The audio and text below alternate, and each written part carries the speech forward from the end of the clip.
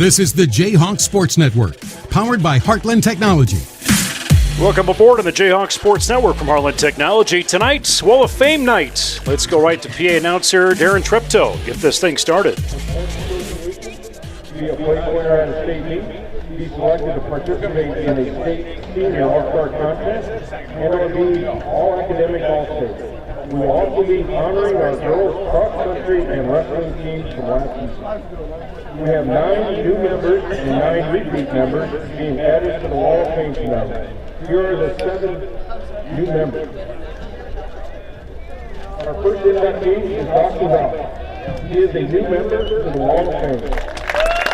Also received this honor by placing 6th at 138 pounds at the state wrestling meet last winter. Dawson is currently at Newton College and is wrestling. Our second inductee is Kyle Bucknell. He is a new member to the Wall of Fame. Kyle received this honor by being named second team All-State in football and finished 3rd place at 175 pounds at the state wrestling meet last winter. Kyle is currently at Coe College playing football. Our third inductee is Scout J-Hawks. He is a new member to the Wall of Fame. Scout achieved this honor by being named academic all-state in softball. Scout is currently at Wartburg College and is part of the track and field program. The fourth inductee is Hayden Preston. She is a new member to the Wall of Fame. Hayden achieved this honor by being named to the second team all-state softball this past summer. The fifth inductee is Kylie Miller. She is a new member to the Wall of Fame. Kylie achieved this honor by being named second team all-state softball this past summer. Our sixth inductee is Nathan Hunt. He's a new member to the Wall of Fame. Nathan achieved this honor by placing 14th at the state cross-country meet last fall to earn a medal. Our seventh inductee is Marlon Jesup. He is a new member to the Wall of Fame. Marlon earned this honor as being part of the 4th place shuttle hurdle relay team last spring at the state track meet. Our 8th inductee is Maya Boyd. She is a new member to the Wall of Fame. Maya earned this honor by being part of the 6th place sprint medley and 7th place distance medley relay teams last spring at the state track meet. Our 9th inductee is Wyatt Vanderwood. He's a new member to the Wall of Fame. Wyatt earned this honor by placing 7th at 157 pounds at the state wrestling meet last winter. Here are 9 repeat members to the Wall of Fame. Our first repeat member is Aiden Bergman. Aiden became a Wall of Fame member in 2023. He added to his resume by placing 3rd at 106 pounds last winter at the state wrestling meet. In addition, Aiden went record for most wins in a year by going 48-4. Our second repeat member is Emma Bowes. Emma became a Wall of Fame member in 2023. She added to her resume by being a part of the 7th place distance medley and 4th place shuttle hurdle relay teams last spring at the state track meet. Third repeat member is Cooper Howard. Cooper became a Wall of Fame member in 2023. He added to his resume by placing 5th at 113 pounds last winter at the state wrestling meet. Cooper was unable to make it tonight due to far out the meet, but also in place, Cook Roach, and Sun Island. Our 4th repeat member is Morgan Paul. Morgan became a Wall of Fame member in 2023. She added to her resume by placing 5th in the 2A state girls cross meet last winter. Sarah Beach. Sarah became a Wall of Fame member in 2023. Sarah added to her resume by being part of the 4th place shuttle hurdle and 6th place sprint medley teams last spring at the state track meet. Our 5th repeat member is Jack Miller. Jack became a Wall of Fame member in 2022. He added to his resume in several sports last year. He was named second team All-State in basketball and academic All-State in basketball. Won the Drake Relay long jump, placed 8th in the 100-meter dash, 6th in the 200-meter dash at the state track meet, won the state championship in long jump, and was named first team All-State and academic All-State in baseball. was a finalist for the Gazette Athlete of the Year and won the Waterloo Courier Athlete of the Year. Jack was the first ever great relay champion in school history.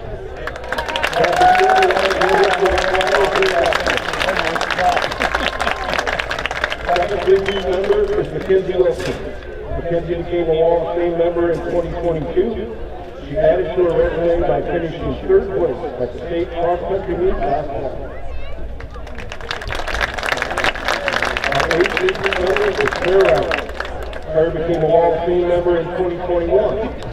She added to her resume by finishing fourth at the state cross-country meet, was named academic all-state cross-country, was second place in the 100-meter run, sixth place in 1,500-meter run, and part of the sixth place sprint medley relay team, and part of the seventh place sprint medley team last spring at the state track meet. Claire is currently at the University of Northern Iowa, running cross-country and another big member is Kaylee Galley. Kaylee became a Wall of Fame member in 2022. She added to her resume by being a part of the 6th place sprint medley relay team, 7th place distance medley relay team, and the 4th place shuttle hurdle relay team last spring.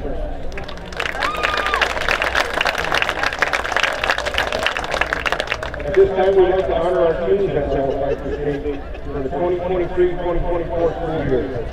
Our girls cross-country team qualified for the state cross-country meet last fall. This was just the 12th time for qualifying for the state girls cross-country meet, and 5th time under Coach Nick Green's leadership. The girls finished 7th place in the other half of school gender and action.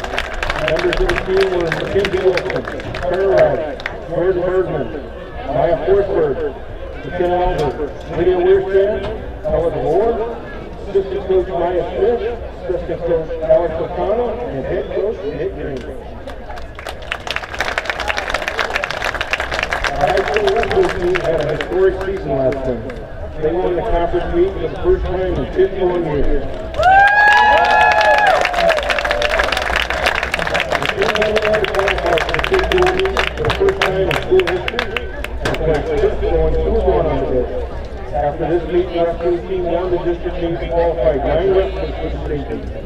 At the state meet, 5 wrestlers earned their way onto the podium and helped the team finish 4th place. Members of the wrestling team are following Rossi Bell, Skylar Blaine, Kyle Bucknell, Ethan Paul, Brad Vanderwood, Caleb Duke, Brendan Del Keaton Jacobson, J.D. Sadler, Katie Lang, Wyatt Renner, Drew Munson, Andrew Devlin, Cooper Hines, Aiden Bergman, Max DeMore, Tyce Marson, Zach Youngblood, Aiden Vance Rogers, Brady Wyden, Gavin Bell, Max Foley, Nick Tempest, Joe Baller, Rick Baxter Cavalier, and managers Callie Schutte, Natalie Kimbauer, Evan Vogel, Delaney Stewart, Ruby Schutte, assistant coaches Jared Delagardell, Levi Vogel, Steve Arcell, Aaron Schutte, and head coach Matt Rowe.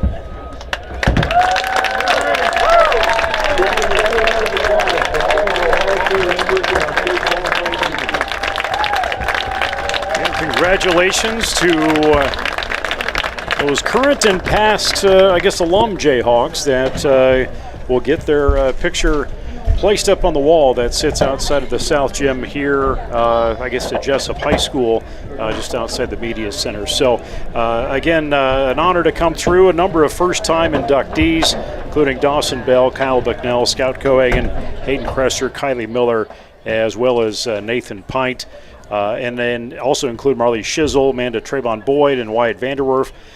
Some repeat ones that came through, Aiden Bergman, Emma Bowes, Cooper Hines, Morgan Krall, Sarah Mead, and a 6-time member is Jack Miller. As over the summer, he was named the Waterloo Courier Athlete of the Year, and was able to come down from Fayette, from Upper Iowa, to be a part of this. And you also have a 7th member in this, is Mackenzie Wilson, as she has had that honor from cross country.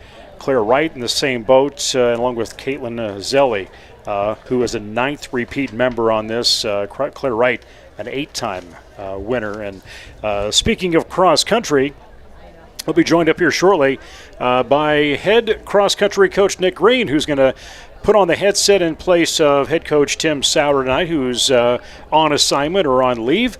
And he's not just a cross-country coach, folks. He's got a history of football that he's going to be able to impart some knowledge to those that are viewing tonight. As we welcome on to the Jayhawks Sports Network from Heartland Technology, I'm Nate Clayberg. Again, as I said, Nick Green will join us. Eric Clark on camera night. Anthony Baugh running the controls on Homecoming 2024. And the phrase that is out there and the sign that's in the field that the cheerleaders are holding up is, "Why not us?" And that's not just a homecoming phrase. That is the theme for the football season. And we bring in head coach Nick Green. And congratulations, first off, for all of the honorees, I guess from an individual basis, but team-wide as well for cross-country from last year. Yeah, it's fun to have this as a reunion of sorts for the last few years, where we get to come back together. We get to see the kids that have gone on to cooler and better things, but we get to celebrate what they did as seniors. A lot of juniors out there this year are returners. Yeah, it's fun to see them out there. You look at the program, and it's funny what shows up in Facebook, and we've talked about this in years past. I know there was a picture that showed up, and even recently it was, Rachel Dahl was in here, and that's where cross country was kind of going, and then you came on board, and really things have taken off. And when you hear Jessup, that brand now with cross country, it's respected, and there's going to be some challenging to runners out there, but going back to the history of what's come through and you talk about a reunion of the boys and girls that come back, I guess there's got to be some comments that you get from some alum, and they may not be in person, they may be text or whatever, that I guess what do you hear when they reflect on their time at Jessup? I think it takes perspective to leave and then to come back, or to go to college and then look at the next year's team, and it gives you that perspective of, wow, we were pretty good, or that type of thing. When we run into each other, it's like, we had it pretty good, or I hear about my friends had this experience with cross country, and ours was way different. Ours was better in a culture respect or a success aspect. But that's kind of the hope, I guess, that I always have, is that when our kids leave, they hope that someday maybe their kids want to do cross country, or they'll recommend it to their siblings, or they'll recommend it to their cousins because they had a positive experience. It's a lot of hard work. It's a lot of sweat, and it's a lot of some crying, some others, a lot of summer runs and cold winter runs. A lot of emotion that's tied into it, but I think that's what makes the reward that much greater at the end of the year. And these are nice things that we can do to commemorate their success. They'll have a picture in our trophy case forever. They join they're one of now 13, 14 all-time teams. Maybe I'm wrong. It's the most successful program in the sense of trips to the state meet or tournament with our cross-country program, boys and girls. Well, when you're competing, you're competing in the now. You're not really taking time to reflect on where you've been during the season, and you kind of coach against not even thinking about where you could go in this season. But when things are done and you've moved on and you've got a new life somewhere else, I suppose those feelings do come up. But let's talk about the now and this season and where you've been. There was a meet that didn't happen with Charles City because of some heat that you've experienced early on. But let's throw in some heat this week. Towards the middle to end of September. Let's just talk cross country right now, since we have some time here before we kick things off and roll here with football. But let's reflect on the cross country season to this point. Yeah, we're 4 meets in now. North Fayette, Cascade last night, South Hardin, and Olwine have been our meets that we've traveled to so far. And you don't have to go far in Northeast Iowa to find challenging competition. Right. Our conference is deep. Volleyball knows that well. Football knows that well from their districts and their teams in the area. So cross country is no different. But we've had success going to these meets that are hillier, more challenging at the beginning of the year. And over the next 4 weeks, we get to experience our home course, which is fast. Jessup was very flat, as we all know. We'll go back to Olwine potentially for districts. We go to Dyke for the girls. We host conference, so another chance to run fast. We go to Grundy next week. And those are all opportunities where we can see the hard work really pay off in the form of a time and a number. And the kids really look forward to that, because we really do kind of beat them up with these first few hilly courses and challenges. Last night it was all of 80 degrees, wind in your face, going uphill both ways, it seemed like. and but they met the challenge and ran really well. We would have liked to see a couple things go this way or that way, but that's the coaching aspect where you're never fully satisfied. You're never fully excited. And my wife reminds me, hey, middle of the year, this always happens. We always have this conversation. You guys are going to be fine. I was like, you need to start journaling. You're start looking back at that. Yeah. So it's good to have that perspective, and from multiple people. They're always, you know what, this always happens. It's always a good challenge, and we're in a really healthy spot right now. Yeah, and I guess reflect on last night. So you went over to, I think it's Fillmore Fairways over east of Cascade. Yep. I've played golf there, and that's challenging enough, let alone trying to run that course. You better stay in the fairway, because if you don't, you're in the woods. You better have a nice approach, because otherwise you're down in some bottom of some valley, and you're hitting it up 50 feet. It's a challenge to run and to golf, I would imagine. But our girls placed fourth. We did sit our number 2 runner, Jordan Bergman, just out of precautionary reasons. She's very healthy, ready to roll. She's coming back from a knee issue. With her, I think we contend for third against ranked Monticello. Our boys finished third, just behind Anamosa, a team that we really want to beat come districts and state qualifying. So we're right there, but we did beat 2 ranked teams of Tipton and Monticello. And if you can beat a program of Tipton, Monticello caliber, we're in a good spot. Historically, that does not happen for us, and we're in a very good spot on the boys' side right now.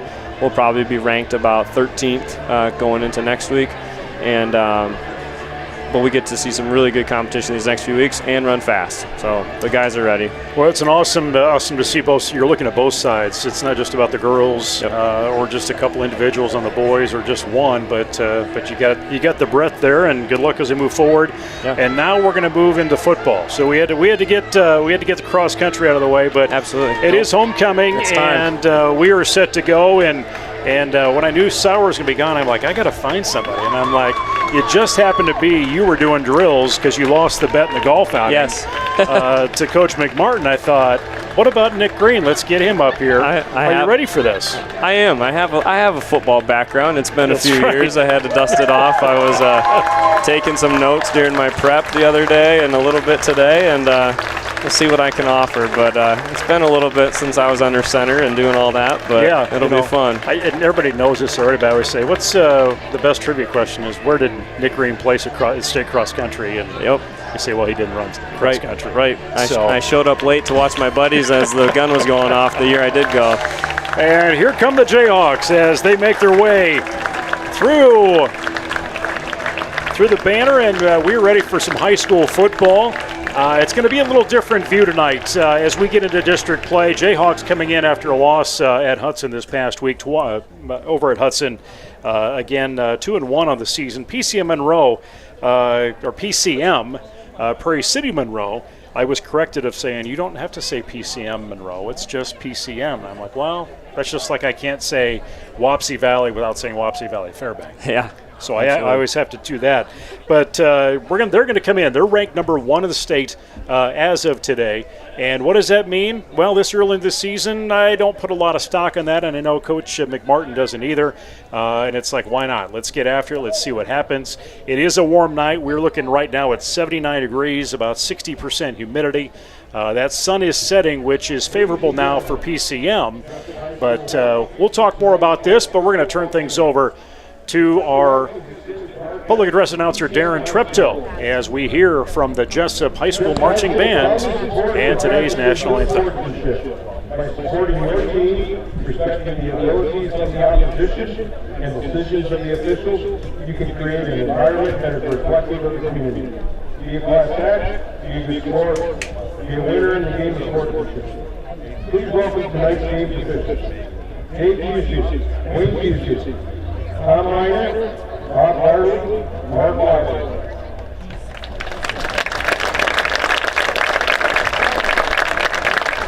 Ladies and gentlemen, please stand as our high school marching band honors our nation and flag. While paying respect to our men and women in uniform around the world who protect our liberties and way of life with the playing of our national anthem.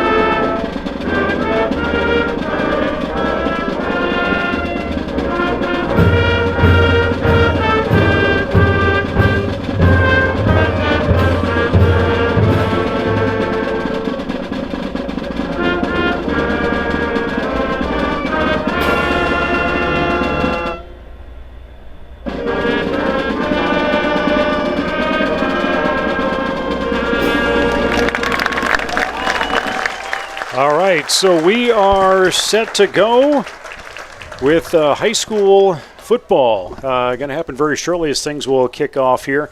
But again, I'm Nate Clayburgh, Nick Green joining us up here in the press box, Lorient Sabres press box. And just going back, PCM Monroe 3-0 coming in. They have had some strong wins so far this season over Sigourney Keota 54-14.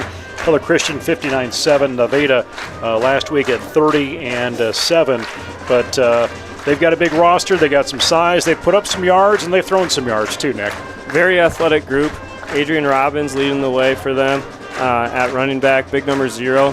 He's going to be someone we're keying on, but if we forget about him, the quarterback's going to be pretty athletic as well, and kind of a great dual threat option for PCM in the backfield. I was going to say, I got a note here. I wanted to. We're getting ladybugs towards the end of September. I'm not used to that.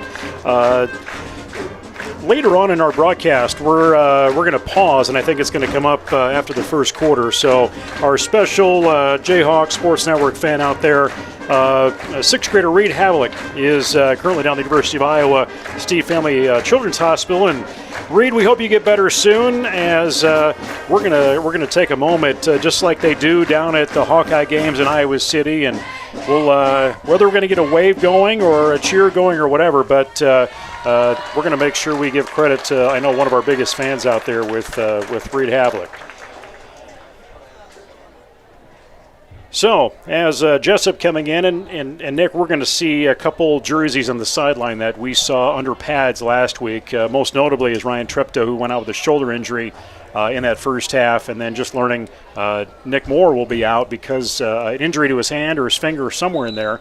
So that's going to be a setback at receiver, and also in the backfield on defense. So they're going to have to make some adjustments. Yep, obviously 2 weapons for us. Treptow leads the way, leader of the offense, and Nick Moore's done an awesome job at receiver for us these past 2 seasons especially, and as a returner. So really opens the door for some of our talented underclassmen and other individuals to step up. I know Drew Munson as well, number 30, just had his meniscus repaired on Wednesday. My mom also got hers repaired on Wednesday, so we're going to see who gets recovered faster. I'm guessing it'll be Drew. But those 3 guys are tough to miss, but at the start of district play, other guys are ready to step up, and it sounds like they will be back ready to play for us at some point this season still. So we are set for kickoff. Jessup will get the honors, as we will say Jessup kicking things off, and that is going to be Caden Lang, as he's going to be kicking towards that north, and this game is underway. Just a little bloop, gets past that 40-yard line, and PCM will go down right away about the 36-yard line. Bring in that defensive unit, and just talking to Coach McMartin here this afternoon, there's been some adjustments that we're going to see out there, and most notably might be, I'm going to look out there just to make sure, looks like we're going to see A.J. Farrell on that far side along with Wyatt Schrader on that front line. So making some adjustments out there is what they're looking at. McMartin had high compliments of Farrell from the JV game and last week at Hudson, doing a really good job of forcing contact. PCM going right away to the air, and that one's going to get picked up and caught, and that is going to be a quick 64-yard pass play down in the end zone for PCM, and they will go quickly on that scoreboard. Really just got away from them. That's the danger when you're going up against such a talented running back. Your eyes are in the backfield that first play of the game, and our young safeties in the back kind of got suckered up with eyes on the running back. Went over top. So it only took 11 seconds off that clock, and PCM gets right into it with that pass play. 64 yards, and they will go to attempt that extra point. So right-footed kicker goes up and gets that through, and give credit to Witt, as he is now 13 of 16 on the extra points. And right away it is 7-0. So that'll wake you up here. It's time to go. It's homecoming Friday. We knew they were good, and obviously everyone here knows that too. You don't get selected as a number 1 team and Is it as scientific as rankings in college football, which some can question those? High school rankings are what they are. Yep, there's right? there's multiple ranking systems. I believe there's a coaches poll, and then the BC More, which is more of your computer-driven index, different numbers based off of your stats based on the year. We are 13th currently after our loss to Hudson. We're ranked 13th, and PCM is the top dog in Class 2A. When you're ranking cross country, it's a little bit different. You start looking at times, right? It is, yep. Yeah, and we have a coaches panel that votes on those, and then we have a computer program that does the individual rankings, which is new this year. Caden Lang, Tice Larson back to return, as we will see Witt with that kickoff. That wind is just dead here as we're still in the upper 70s, and that one's going to be high up and will go for the touchback. That will be the 19th touchback this season for Witt in PCM. So that'll bring the ball out, and we'll see what this Jessup offense can do as we get going here with not a lot of time off the clock. Again, with Ryan Treptow out, we're going to see Dominic Delagardelle move into that spot at quarterback, coming in as a junior. Preston Youngblood sitting behind in that I formation. And a quick handoff to Youngblood. He tries to break outside that number, going towards the sideline. It's going to take just a push out of bounds past that 30. And Jesup has moved the chains on that first possession. It's a great job by Preston reading his blocks ahead of him, knowing he's going to have to bounce it outside. Talking to Coach McMartin, PCM runs a lot of 4-2-5, where you're going to see 2 linebackers, 4 down linemen. A lot of times we'll start to bunch up in the box when they fear the running attack, which right now we see everyone up in the box closing in. That's what they expect to see, kind of challenge this young quarterback. And Preston finds an opening thanks to that offensive line. And that's at least a 9-yard carry. That gets him past the 40, and they'll spot at the 41. And we're looking at short yardage to get that next first down. And this is the type of approach that's going to allow us more success, is sustain drives, run some time off the clock. Next time we're out on defense, it won't be one play. 16 on that play clock. Again, PCM up 7-0. Youngblood tucks it and goes, and he's going to get that first down as he gets to the 45.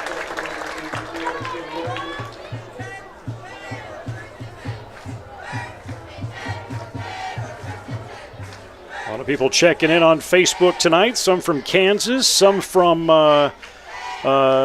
Scotland even. It's 1 o'clock in the morning there, and they want to watch some Jayhawk football. No I don't blame them, I No guess. place better to watch Jesup football. 11:01 to go. They're going to take that around the outside and keep horsing it through. Ball is loose, and PCM will jump on it, and that's a setback for Jesup. Credit Trenner Van Dyke, a senior lineman, jumped on that, and the ball's going the other way. Offense was making some movement, and I'm sure that'll be stressed on just take care of the little things. We're doing a great job moving the ball there. Those are types of plays where if we can see 4 yards every carry, we're going to be able to move the ball. But this is where that sudden change comes into effect. Okay, if they're going to go play action, pop pass like they did last time, they're going to look deep here. Pass on the near side, and good coverage as that ball is caught. That ball is caught by Gavin Steenhoek.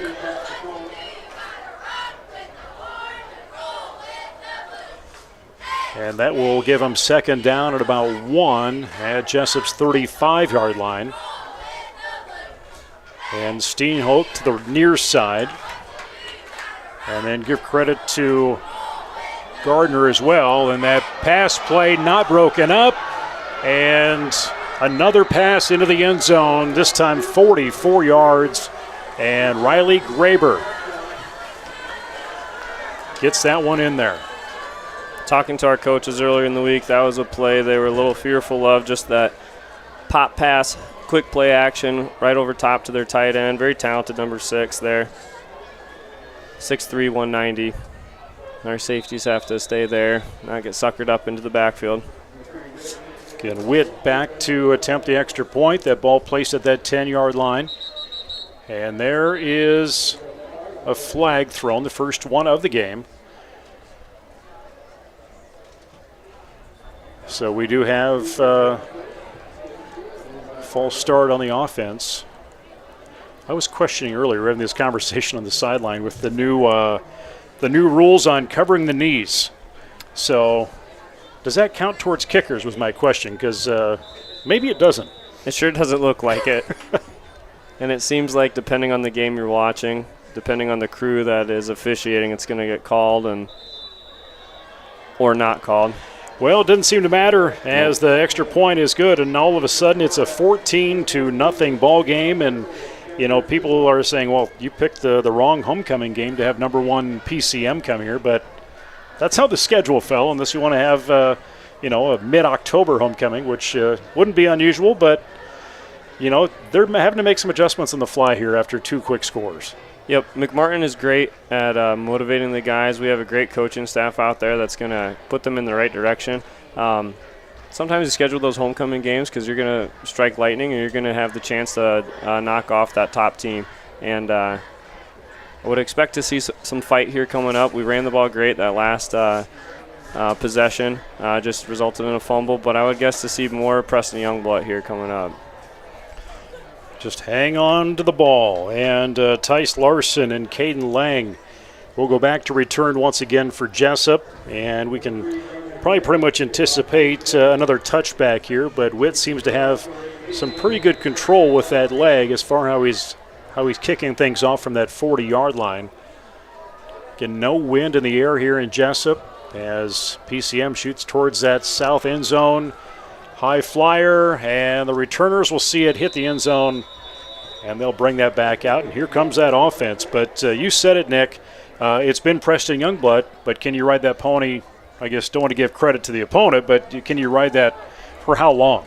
Pretty soon we're going to see more and more guys in the box. They're going to commit a few more to the gaps that we've been having success with. And we're going to have to show a threat at some point of taking the top off and throwing down the field. But Preston hasn't been stopped yet outside the fumble. See A.J. Farrell down there favoring his shoulder after coming out of that kickoff. Actually, after that extra point and touchdown.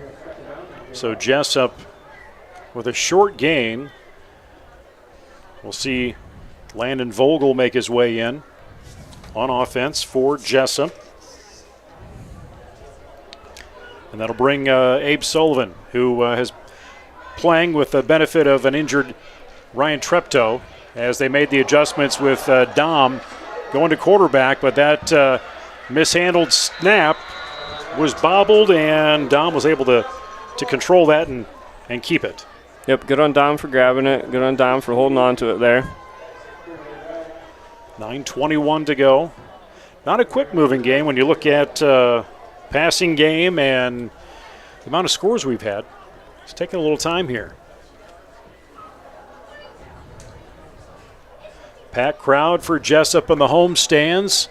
3 or 4 deep lined up along the fence down towards the south in the concession stand. 3rd down and 16 with that large loss. Pressure on Delagardelle. He is going to get the ball knocked away, and Jessup has their own come in and scoop that up. It looked like Preston Youngblood jumped right on that. Fumble. Looking to get rid of it downfield, maybe an incomplete pass, but tough spot to be when you're rolling to your non-throwing side.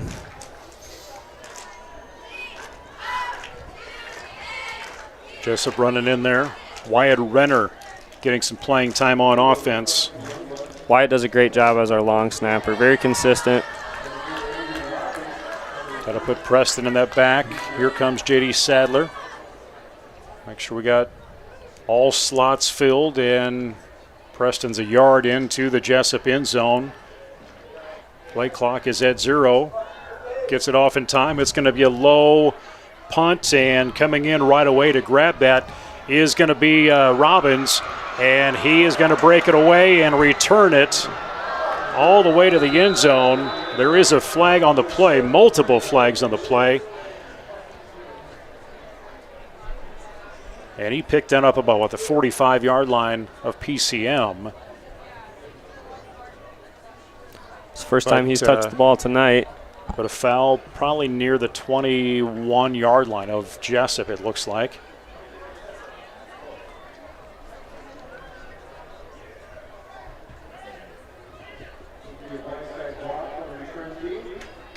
Blindside block. So that will set things back a little bit, which looked like we were going to have a pushing 21-point advantage for PCM at this point.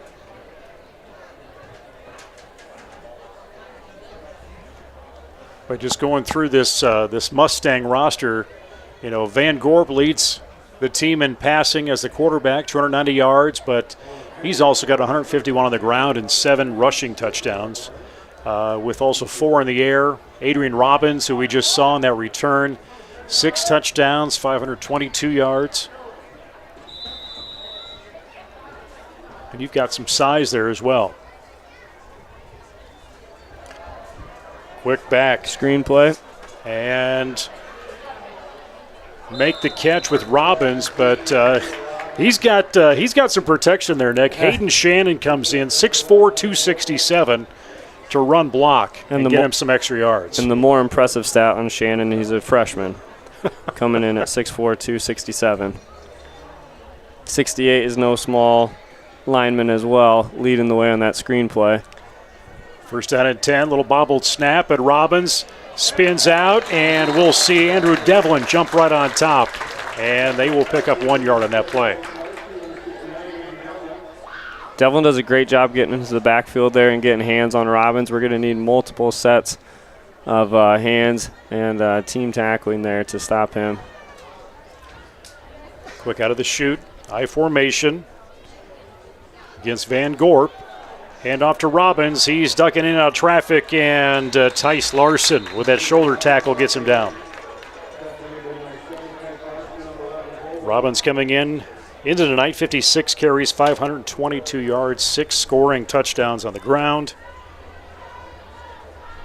This is this team 817 yards through 3 games. Little high snap, fake on the run. Great play. Coverage in that flat.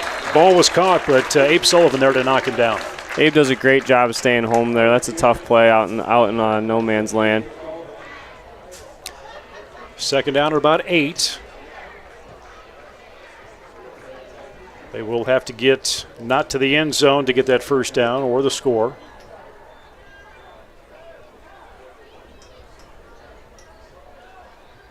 Clock moving, 6:27, play clock at 14. Again, quick out of the gate, PCM had a score early on, and now back of the end zone. Paul is thrown hard at Graber, and it's third down. Football gods were in favor on that kickoff return, actually on that punt return. That stopped that ball from being a touchdown.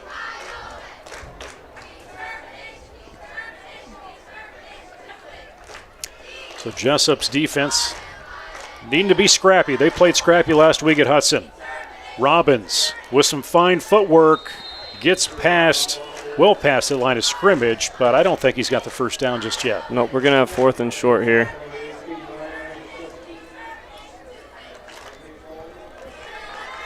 Ball looks like it's on that 4-yard line. 4th down and 4. Actually, 4th down and 3. And flags on the play. And frustration on PCM's side. Actually, no, on Jessup's side. It looked like PCM was more frustrated, but it's going to be a Jesup issue.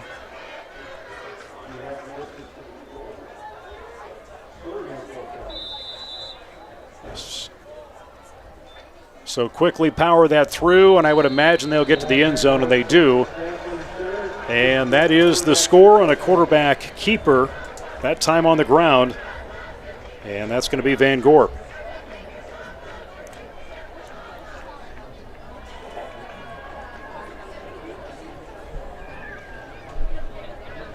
So we are sitting at 20-0. And that will bring back in kicker Witt to try and get his 15th extra point of the season. And he does. 5:46 to go. PCM Monroe with a 1-yard run in by Van Gorp makes it that score with the extra point, as we still are at 5:46. I hate to say this, but the running clock rule now changed, where it used to be 35-point margin didn't start till after halftime. But actually that begins whenever throughout the game is when that running clock goes.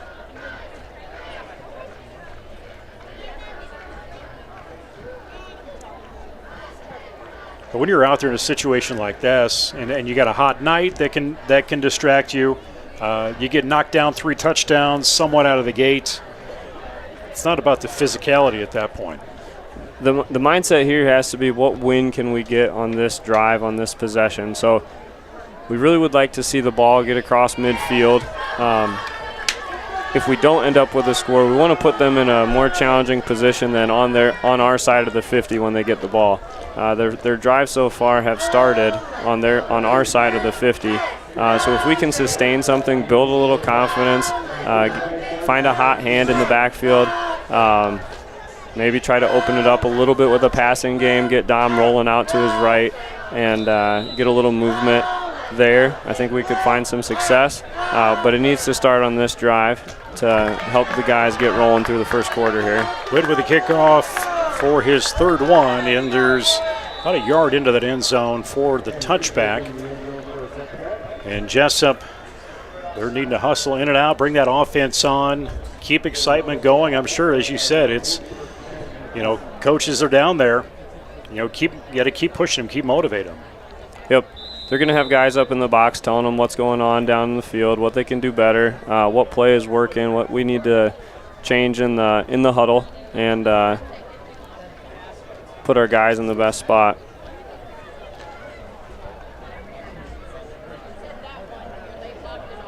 Looks like Hunter Surley has made his way in place of A.J. Farrell on that front offensive line.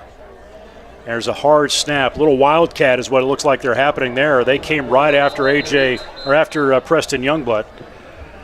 And there are going to be some loss there. They were ready for that. Yeah, Preston behind in the shotgun there. The wildcat is you need to have a threat of throwing the ball. So I would not be surprised if Preston introduces that threat at some point on this drive. Otherwise, they're really going to fill the box, and they're going to know that 4 is going to have his hands on the ball more times than not. Preston can fling it. He's been known to throw it about 60 yards in PE class, so it would be nice to see what he can do back there. Yeah, your D-back's only about 10 yards off that line, as he will tuck and go and round the number and come down just shy of that first down line. Give credit to Youngblood again. This is something that McMartin hinted at last week after learning that Treptow would be out for the near future.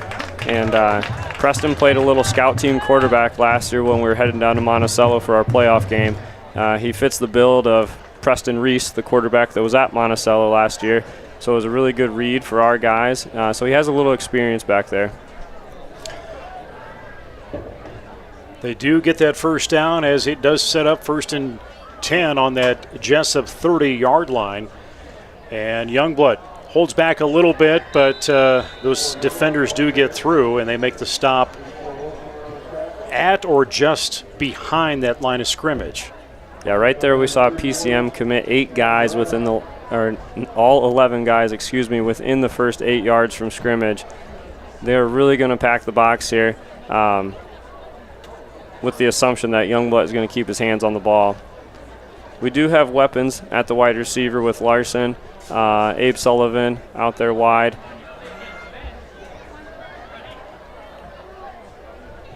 Taking that backfield. And you've got Lang. Took a little delayed start, but looked like it paid to his advantage as a hole opened up, able to get 1 yard on that. 3:28 as that clock continues to roll here in this first quarter. Play coming in with Landon Vogel. So that clock's moving.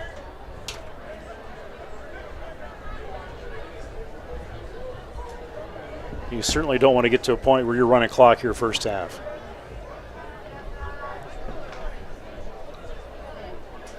Using as much of the play clock right now is to our advantage.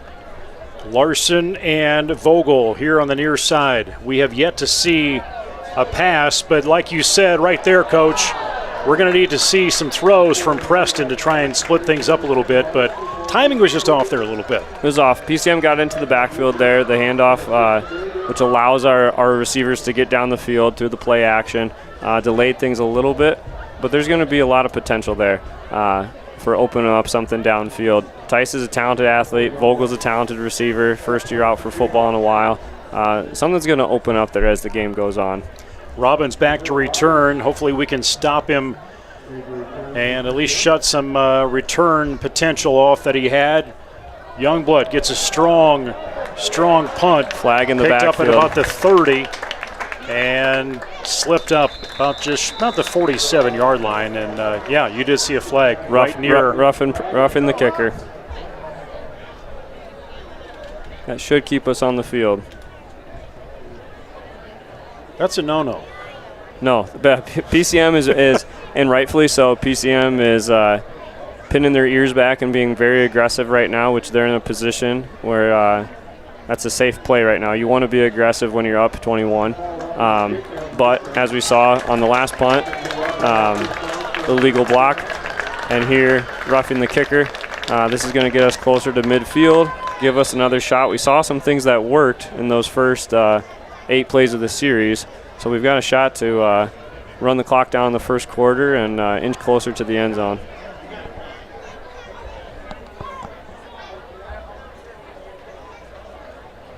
So Jude Sullivan down here with the trainer.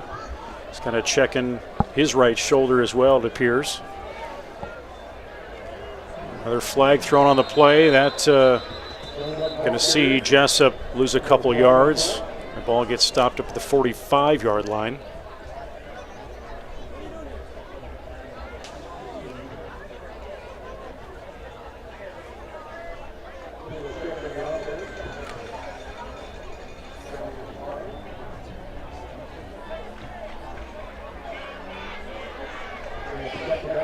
PCM declined that penalty? Is that what they did, or they called that off? Like a false start or something on Jessup. Second down at 10. Yeah, we had too much movement in the backfield.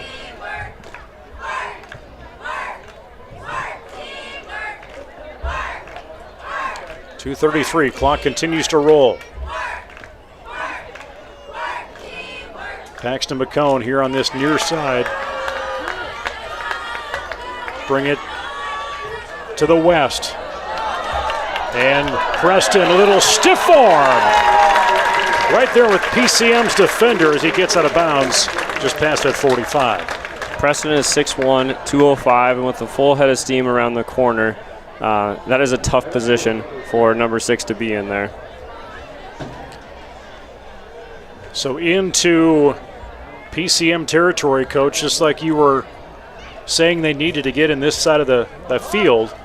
Yeah, we need PCM to be on the field and use their have their guys be on the field a little longer than our guys here to chew some clock, hopefully tire them out a little bit.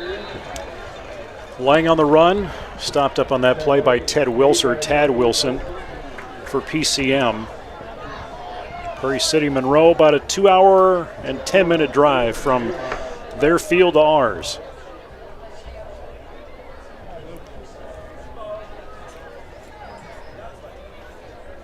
Now we should be 3rd and 3. Looks like our chain gang has 4th down up. I believe it's still 3rd and 3.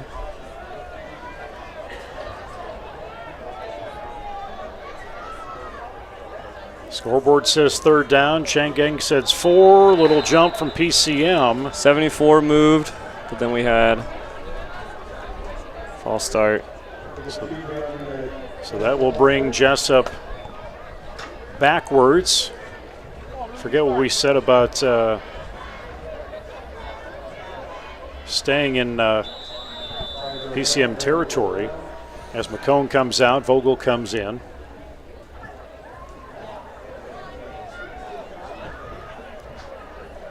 And really looks like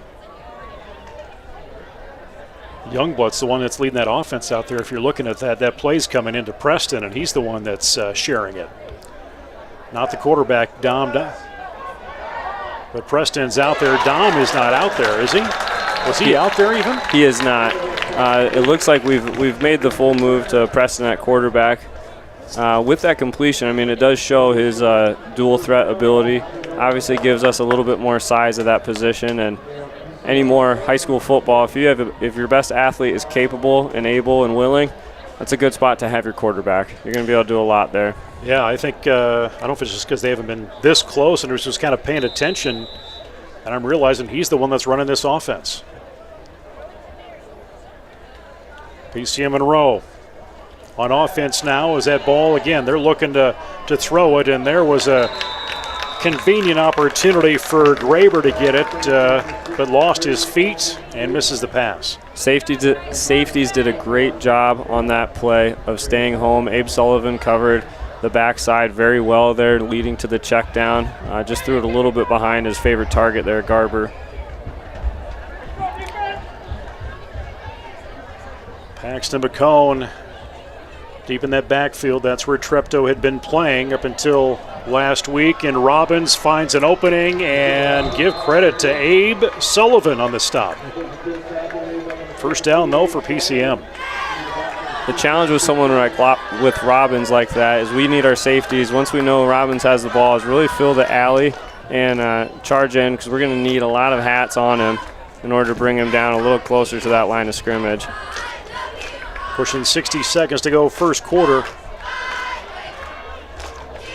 And they have a field presence of knowing where they're at. The stop-and-go action of their receivers is fully on their side. Good quick bubble, and Seven out there had a great block on Abe. Tough stock block out there on the left side. Steenhook with that, makes it a first down. Ball is on that 18-yard line. Steenhook, I should say.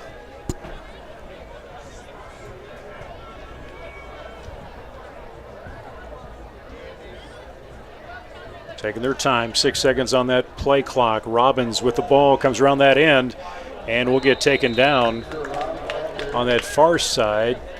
And trying to get a sense of who that was. That may very well have been Cavalier, I think, with that tackle. Coming from inside linebacker. Second down and 6. Shotgun. Handoff in that backfield. Really posting through. And that's going to be a 14-yard carry by Evan Jones.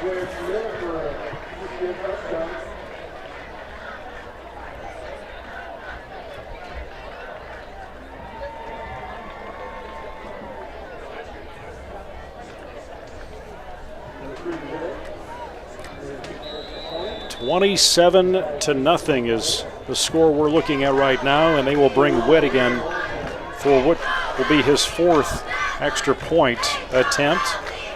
Has made the first 3 as Vogel tried to come around that end and attempt the block, but it is 28-0, and we are 1 touchdown away from a running clock here in Jesup tonight for homecoming.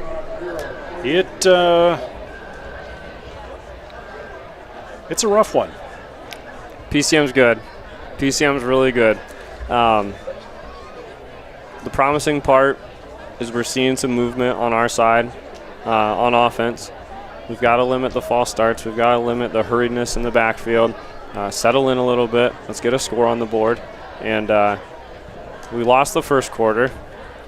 I don't think we'll have 28 points here in 23 seconds, but we have to set the tone a little bit rolling into the second quarter. So the kickoff return team makes their way out.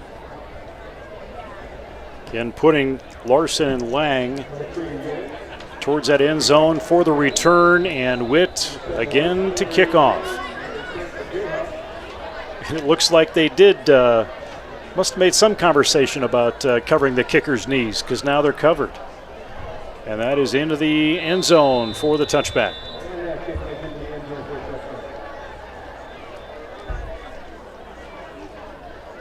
As a junior, Witt is a very talented kicker. Great size, great leg. I'd be curious what other sports he participates in, if he's a soccer player or if looking at trying to get onto a college team with his leg. Very, very talented kicker for Iowa high school football. He's got perfect form. So Jesup starts 1st and 10 on their own 20 once again. And the ball is loose by Delagardelle, and PCM Monroe will have it.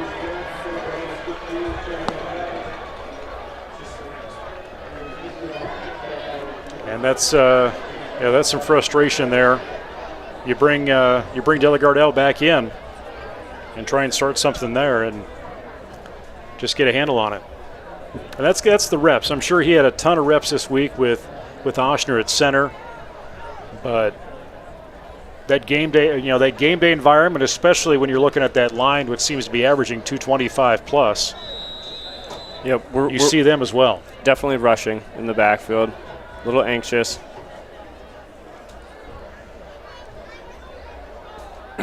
Going under center this time, and a cut under tackle from Paxton McCone. PCM likes to run a lot of 22 personnel with that extra back in the backfield. They don't feature them a lot, but that's a great little fullback trap there. So 28-0 is where we're sitting at right now here in Jesup.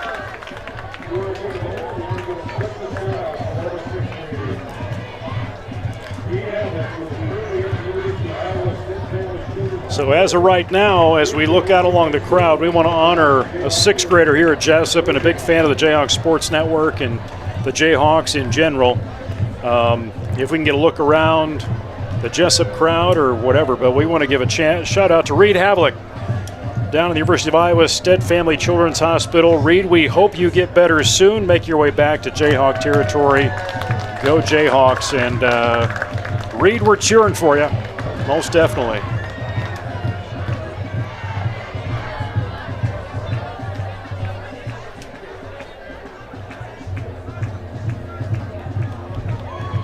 So we will switch sides, and Jesup just giving up a turnover and allowing one play off for PCM as the clock expires in that first period.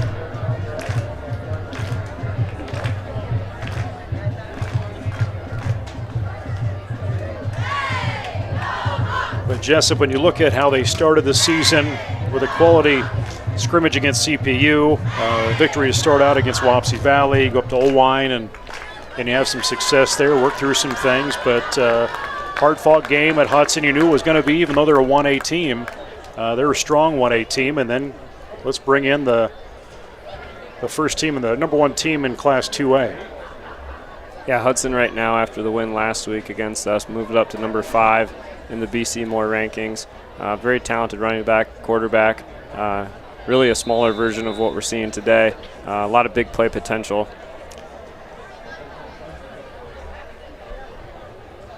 Pass play into the end zone is going to be into the end zone. 9-yard pass play.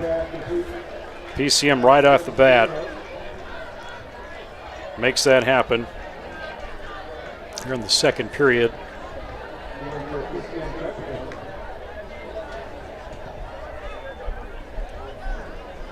Little stat update that Zach Knutson and Travis Youngblood, Levi Vogel all down on the sideline doing stats. 17 plays, 39 yards for Jesup, 18 plays, 204 yards for PCM. Jesup giving up 2 turnovers.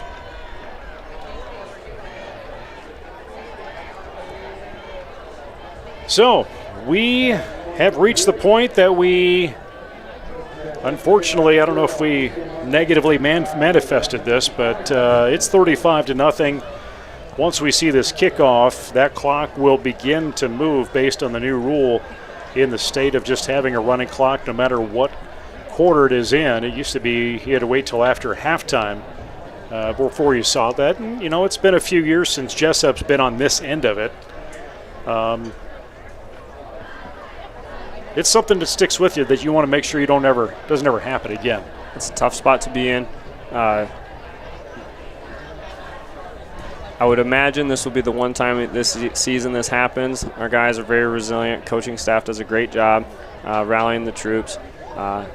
This will be a learning block here, learning game here, but let's see if we can't erase the running clock with a score on this drive. Question will be, when will PCM take the foot off the throttle? You know, early season, you want to get your guys as many reps as possible. They really haven't been on the field that much. Yeah, especially when you look at, there's already been 2 games this season that it looks like it's been a running clock for at least a portion of the game. 59-14 over Sigourney Kyoto, Pillow Christian 59-7. Last week's game with Nevada was just 30-7.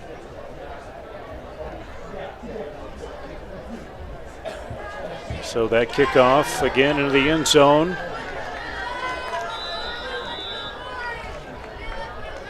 Stop that up at the 20-yard line. Jesup now heading towards that south end zone. Sun is fully set.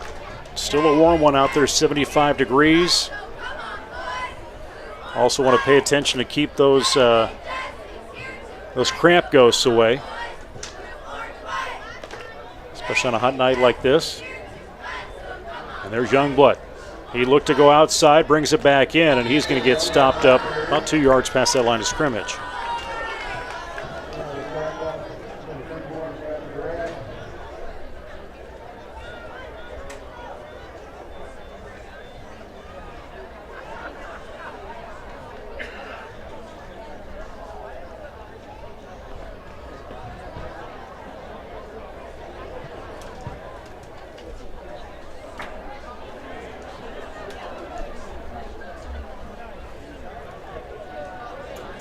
Clock is moving.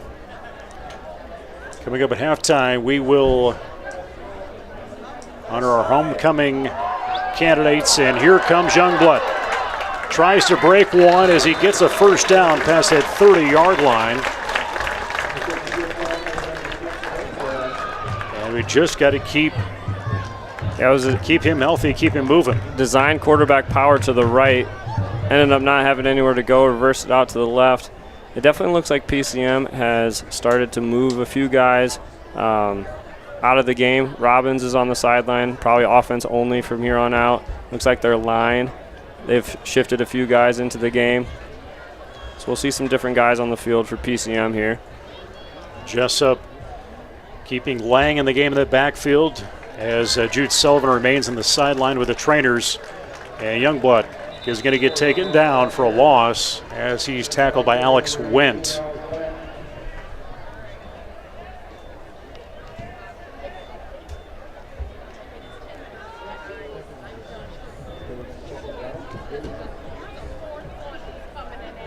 And you got to be thinking they're on coaches on headset, just kind of figuring out, you know, what are some things that we can do that maybe they're not thinking we're going to do. Yeah, PCM, at this point. PCM is still sticking with their base defense. They like to run 4-2-5. They roll. Opening in the flat there, just out of the reach of Landon Vogel. Vogel's had a lot of time on offense this year. The well-designed play. PCM's been rolling up their safeties, moving more and more guys into the box as the game goes along.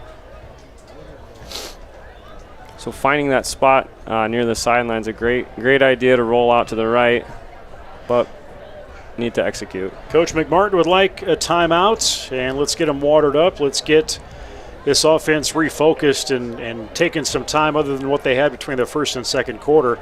At that point, they were talking defense, but, you know, what are some offensive strategies that they're working through, you know, that coaches in the sideline or up here in the press box that are seeing that you can't maybe detect when you're at that line of scrimmage. Yeah, try and help them through. I definitely think part of McMartin taking the timeout here is to give the guys a breather. Got an opportunity here, 3rd and long, so we're going to need a big play. With their defense committing so many to the box with lack of threat right now at quarterback, we've got an opportunity to do a pop pass type of play like PCM has had on us with a quick play action, or you see Tice on a fly down the sideline.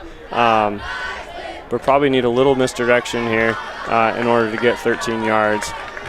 Preston's had a couple runs over 10 yards in the first couple of drives, but as they commit more and more to the box, it's going to be more of a challenge. Larson and McCone here to the near side. Right away to Youngblood. He rolls out. He's going to throw it long. Looks down to Tice, and it's going to get knocked down. It had the distance, but double coverage downfield. Riley Graber knocks that away. Yeah, PCM had 2 guys in the vicinity. If Preston isn't with a guy in his face, I like his odds of getting that ball in the 30 and hitting Tyson's stride, but that's a tough play with people in your face.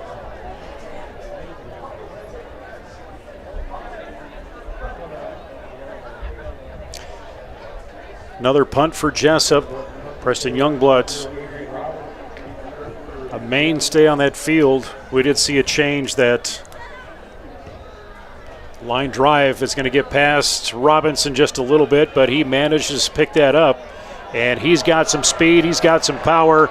He gets by Lang, and it is home free as he will got a lot of yellow. See how it is. There is a flag on the play. That was picked up at about the 33-yard line of PCM. Right where PCM was making contact with us on that return. A lot of yellow on the ground. Preston does a good job of kicking it away from Robbins, but Robbins is a great athlete where he's going to go make that play regardless of where the ball is at. You'd like to see a little more hang time so Robbins doesn't have a full head of steam. But punts and PCM have not gone in their favor so far. That's the 3rd penalty on our 3rd punt. Clock has stopped.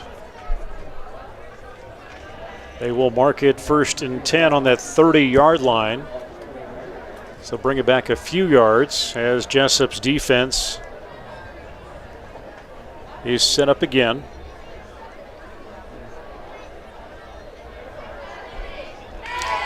And that Jesup defense has not been on the field very much.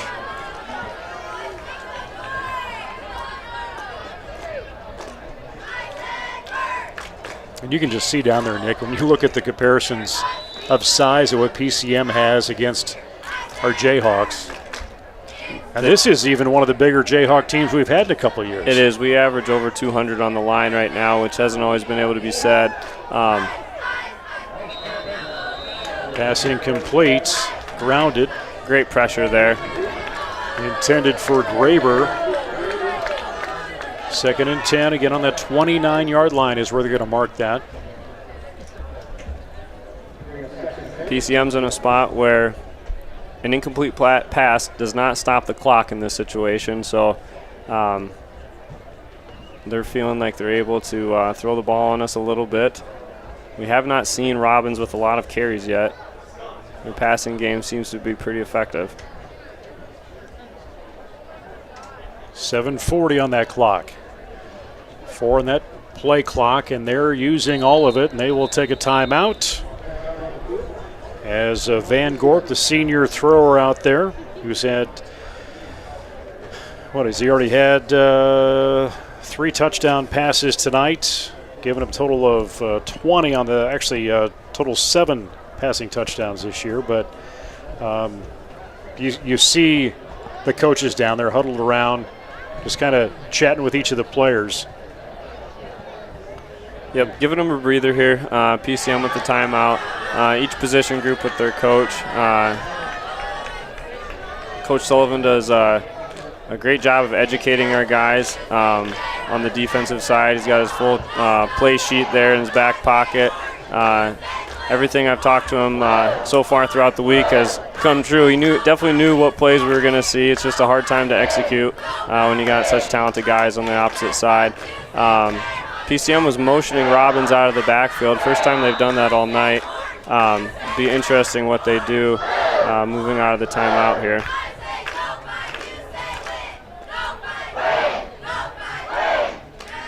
Second down at 10. Quick out of the gate. Pass gets thrown, and it's going to take 3 Jayhawks to bring down that receiver. As that ball was caught on that play by Harlan Shannon.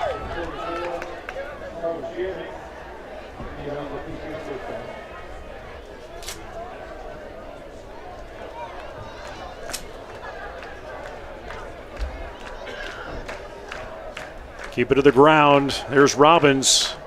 High tackle from Vogel doesn't follow through, and it takes a slug of Jayhawks to bring him down. It's a first down for the Mustangs. Under 7 now until halftime. Moving clock, rolling clock.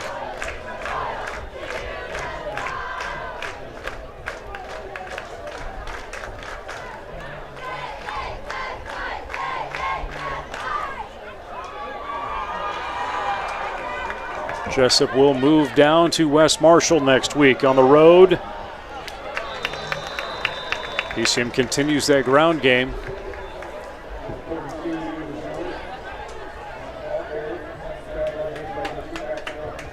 That's a tough tackle by Paxton there. Jones, the ball carrier. First down in Jesup territory on that 34-yard line. Quick pass to that far side flat. Trying hard to bring that tackle in. Was that Paxton McCone over there? Or was that Tice? That was Tice. Tice out in the flat Okay. on an island. That's wrestling the last few years coming into play for him. I believe he was honored as a part of the team that made their trip down to state duels and traditional state. And Tice has evolved into a good quality wrestler for us. Skills on display right there. Hand off, find the opening off that left side. And sticking with the tackle. Give credit to Jesup and Max Soley. He gets after it. Coming in from that linebacker spot. Chasing it down. Third down.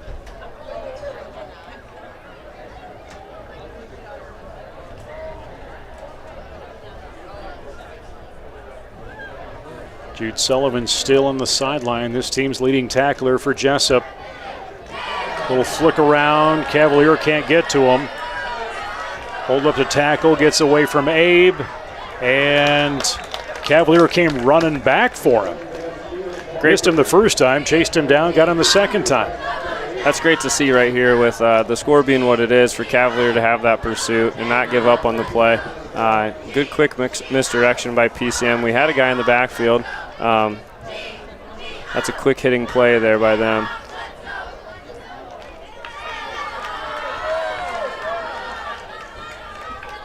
First down and 10 on the 15.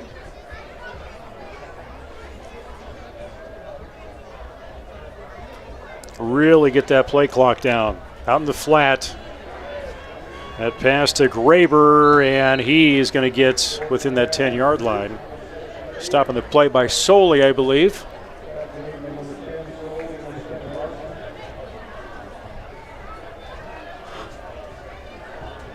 Wyatt Stroder comes to the sideline.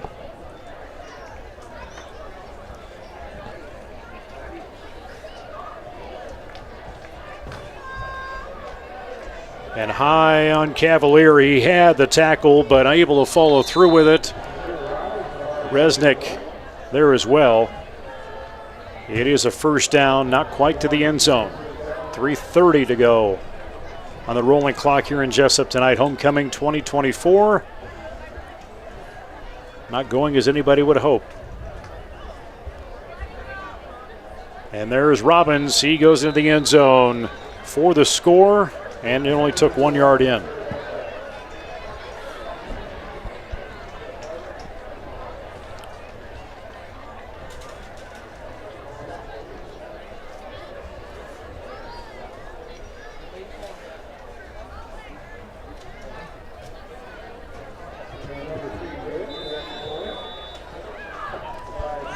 Witt comes back in for another extra point attempt.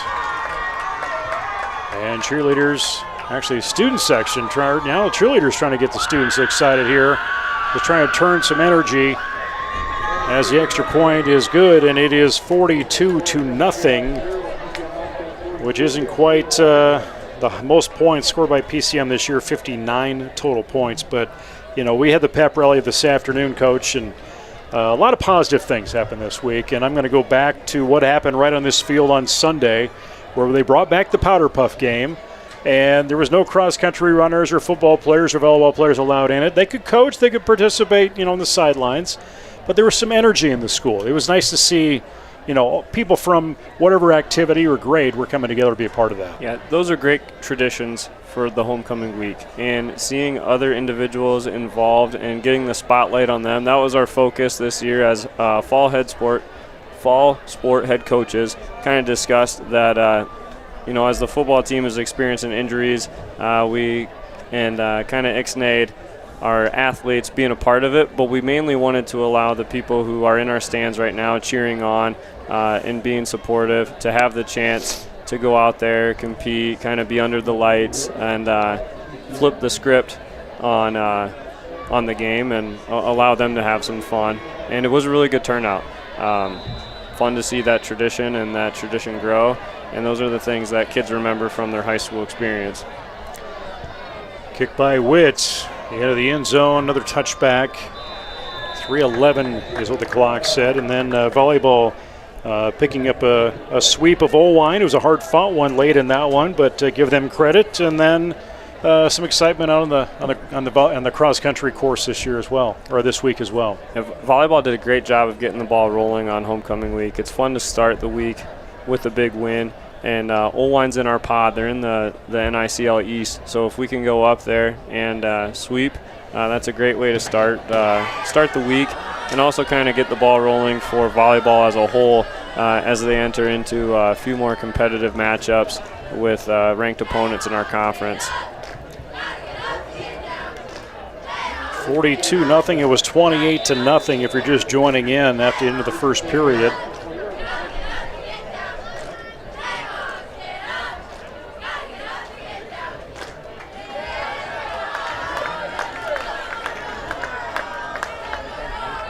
First and 10 for the Jayhawks. And Preston Youngblood. Hand off to Lang as he's low to the ground, and he can scrap through as he comes lateral. He will pick up, looks like 2 yards on that carry. Lang is the definite lightning to Youngblood's thunder. Great little speed ability and getting into open space. You'd like to see him get on an island with someone and be able to make a move. Yeah, he gets open, and he's got some speed to open that up. And he's relatively young to football. He started as a cross-country runner his first 3 years of school, 7th, 8th, and 9th grade, and then made the transition and has done it very smoothly. Youngblood trying to come through on the run, and he gets forced down on that play defensively. Give it to Evan Jones with that stop.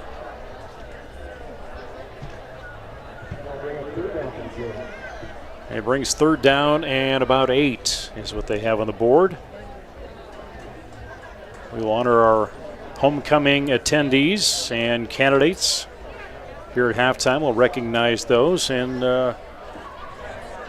we also have the band's going to do a mattress race. They're doing a big mattress fundraiser, and if you have been by the school at all, you would have realized that, because there are at least 1,600 signs in the schoolyard.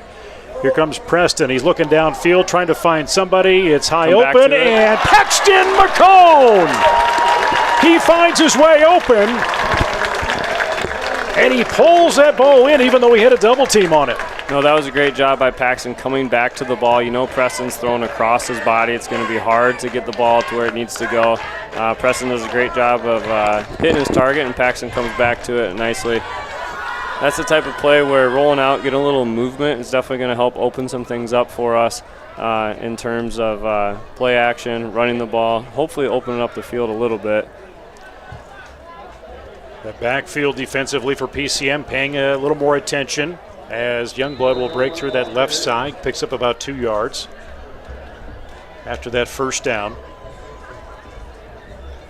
Under 1 minute to go. Jesup does have 2 timeouts remaining. It looked like Jacob McMartin just said keep going. Just keep it rolling.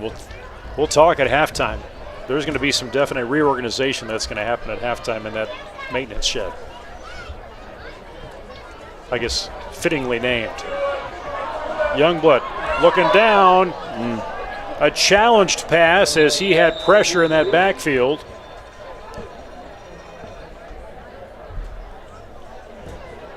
Yeah, with that likely being the last play of the half, it's good to see us going for it. There's not enough time to set his feet and hit the end zone. Preston's more than capable of putting the ball back there. Just needs a little more time. And that is the end of the first half. Jesup trailing 42-0 to PCM Monroe. 4 touchdowns in that first quarter, 2 touchdowns in the second quarter. Ease the pain a little bit, but the coaches coming together to try and see what they can do to bring some respect here to the second half. They're going to continue to see the running clock, but Coach Green, I guess reflect on the first half and kind of what we're hoping to see in that second. Yeah, right now as a coaching staff, you're going to let the guys walk in to the maintenance shed there. You're going to let them figure out some things on their own for the first minute or two. And then as a staff, you go and address the issues that are at hand. You see the orange shirts gathering together on the field. They're going to talk things over for a bit. But it's important for the guys to try to rally together on their own and then give them an opportunity to connect with the coaches and make the changes needed. But right now, hydrate, rest up. Youngblood's going to have the ball in his hands quite a bit again in the second half. You probably see some more passing attempts downfield and try to bring the energy right away in third quarter. Well, we'll see how things evolve as it is halftime here in Jesup and homecoming. Crowd sticking around. They're going to help provide some energy here tonight in Jesup. We will turn things over as they'll be honoring our homecoming candidates as well as there'll be some entertainment from the band as the mattress races.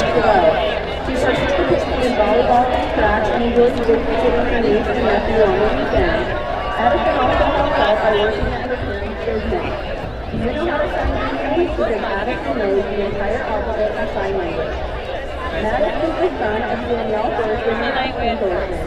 He participates in track at Jessup and in wrestling both for Jessup and in Immortal Athletics in Cedar Falls. Maddox really enjoys spending his free time with Addie.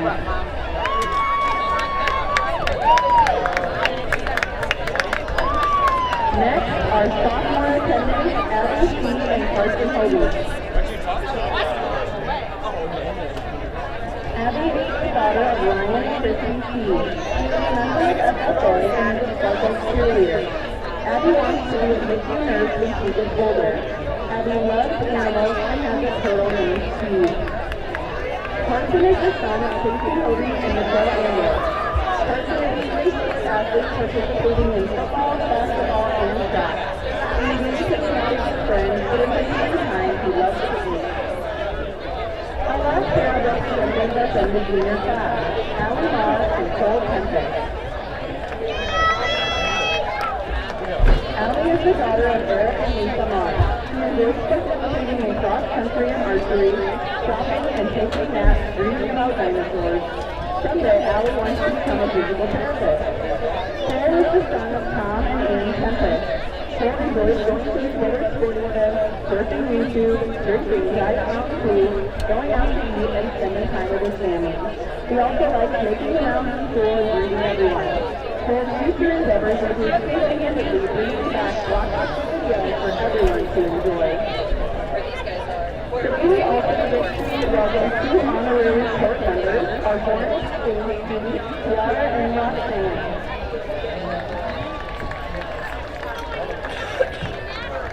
Tiara is the lady and is being hosted by Sam and Mary Bird. She will be here for 1 semester.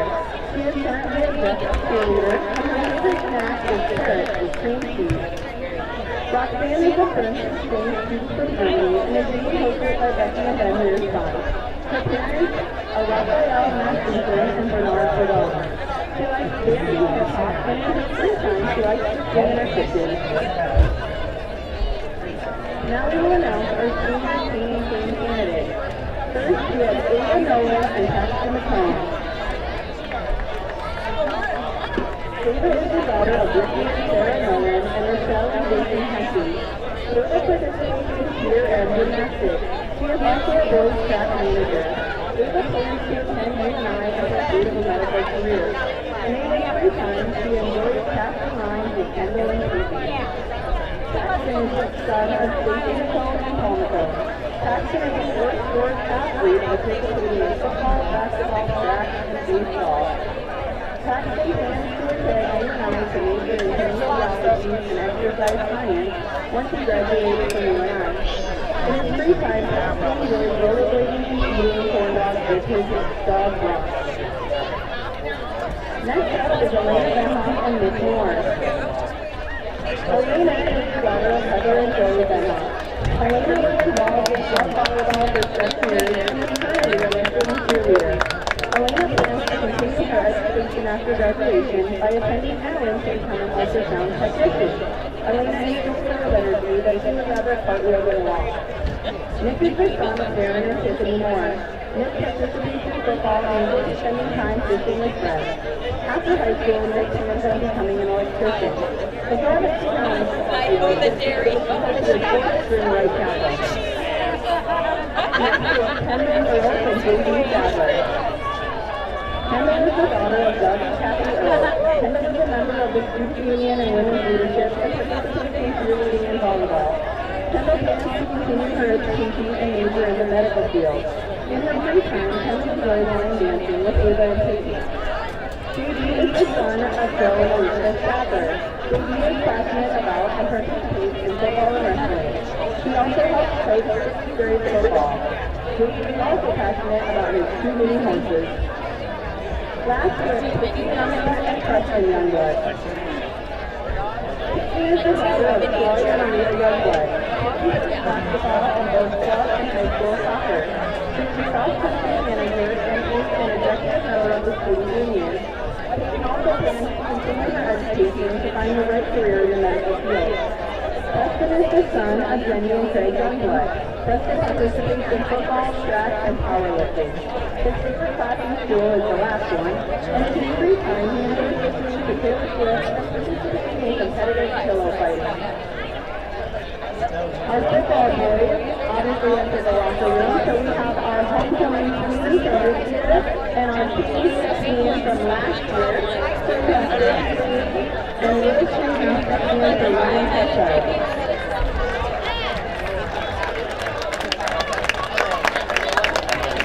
She is the daughter of Dustin and Diane Lee. She participates in basketball and track, is a manager for cross country and baseball, and is a member of SCCLA, Women's Leadership, Student Union Executive Council, and Hope Squad. Paige plans to attend UNI next year to become a teacher. Did you know that Paige once jumped on Big Lift? Our king, Ryan Sefco, is the son of Andy and Mary Sefco. Ryan is a four-sport athlete participating in football, basketball, track, and baseball. His favorite movie is Good Will Hunting, and he has recently been attempting to become left-handed. Congratulations to all of our 2024 court members. Please give them a final round of applause.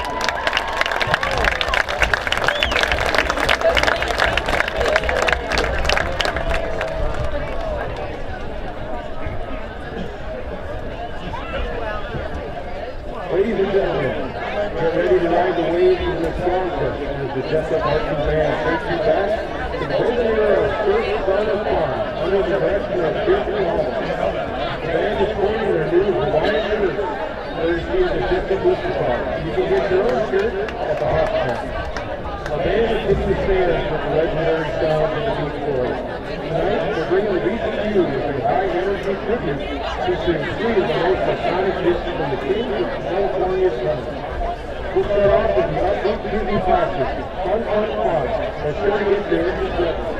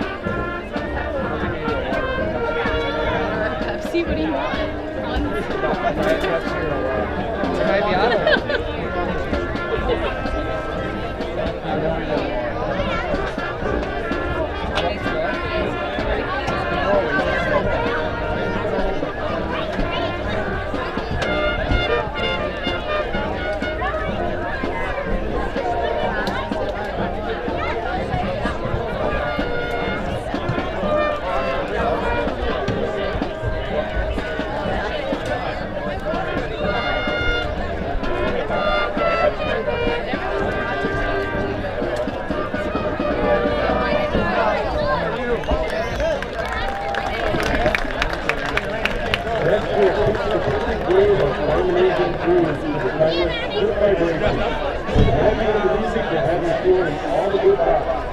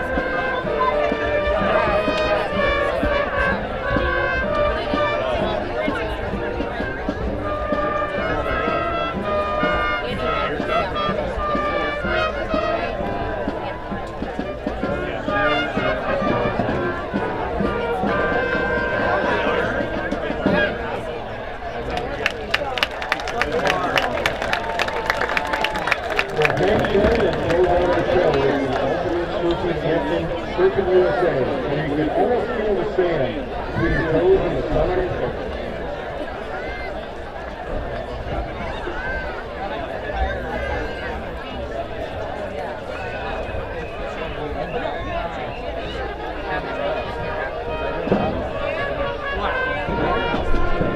Oh, they're good. Jersey Mike.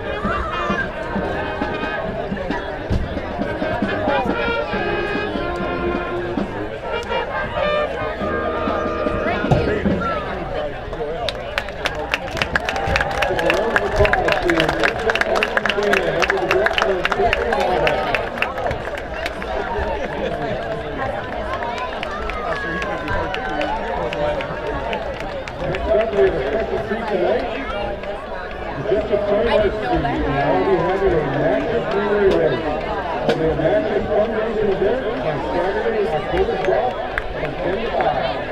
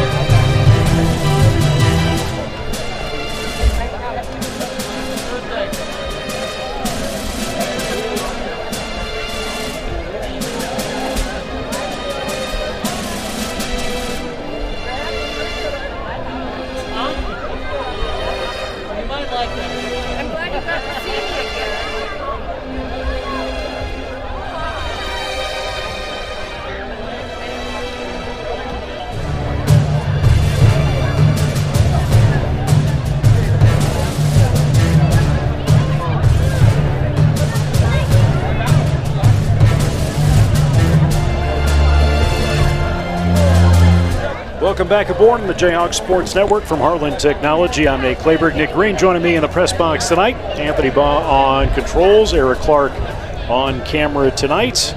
As we will continue here with the second half very shortly.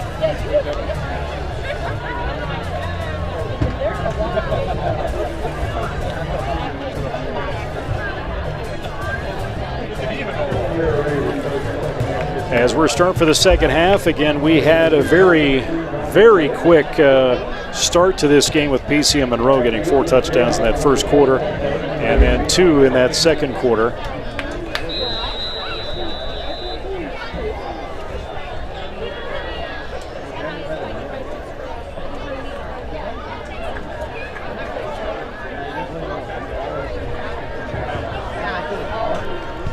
There's the kickoff, and we've seen this happen quite a bit tonight into the end zone for the touchback. Jesup has not had the opportunity to start their offense from a kickoff, as they'll bring it back out for first down and 20.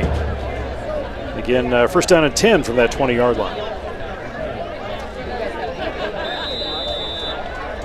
Halftime, you may have noticed on the video, there were some kids running around with what looked like mattress costumes on, but there is a mattress fundraiser that the band is talking about, or has been doing. We'll talk about that a little later on. Get a chance to maybe participate in that. There's a handoff. And trying to find his way is Lang, and he may pick up. Well, they'll be generous with that, about a yard, about 2 yards in there.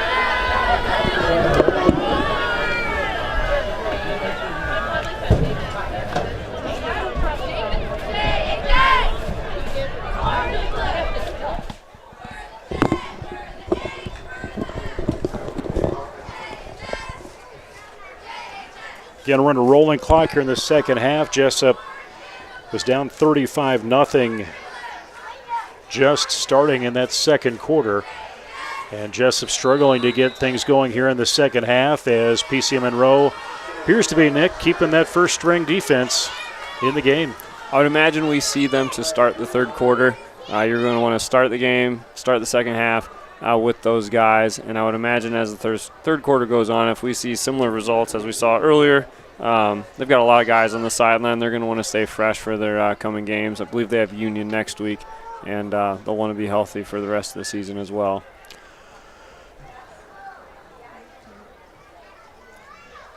Preston Youngblood running this offense as he looks to pass downfield and almost caught in the hands of Tice Larson, but it is going to be intercepted. And that ball is taken away by Riley Graber, and the Mustangs will take over on downs. Really just trying to throw up some things that you hope are going to come to fruition, much like we saw that pass in this later in the second quarter with Paxton McCone pulling it in. Yeah, it's been a challenge getting some movement on their large defensive line. We typically run a zone read or a zone running scheme where you got to have some movement, allow your running back to make some cuts, and be patient. But it's hard to be patient when they're in the backfield or pushing our linemen back. And Preston's experiencing that pressure, whether he runs the ball or passes the ball right now. Looks like a well-designed play. Had some potential, but just couldn't get a lot of oomph under the ball. Looks like we bring Wagaman in at quarterback, second string on offense for PCM, as they will take just a short jump up the middle and pick up 5 yards nonetheless. 9:32 remains third quarter.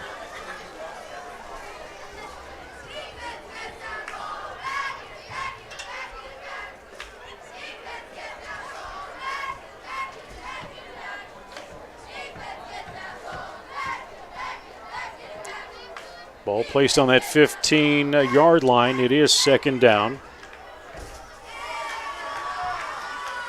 And quick shoulder tackle coming in, I believe that was Cavalier that busted in from the linebacker's spot, able to get that tackle and bringing down Shea Burns. Yeah, really good penetration there by Cavalier. Doing a good job of gang tackling, ganging up on him.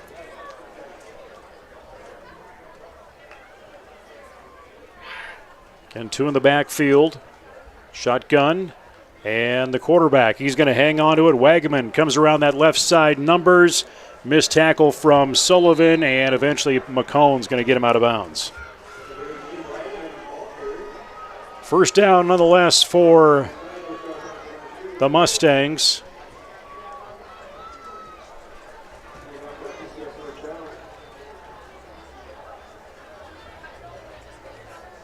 Again, challenging from a player's perspective, a spectator's perspective, when you're looking at the excitement that homecoming brings to a town and a community.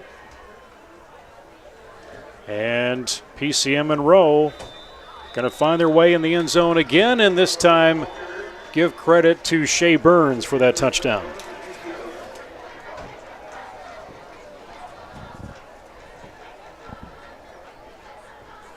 While PCM may have taken out their large left tackle, right tackle, the 6'7" bodies that they often have on the line, they bring in freshman number 50, Jake Thomas, 6'3", 275, and a couple other large bodies out there where their underclassmen do not lack in size when compared to their upperclassmen. They're pretty large individuals across the board here. Attempt the extra point again, coming off the foot of Witt. Getting some workout tonight. That one's through the uprights and deep into that far lane of the track. 7:55 to go, third quarter as the clock stops. Burns with a touchdown. That is the 7th touchdown tonight for PCM Monroe, 49-0.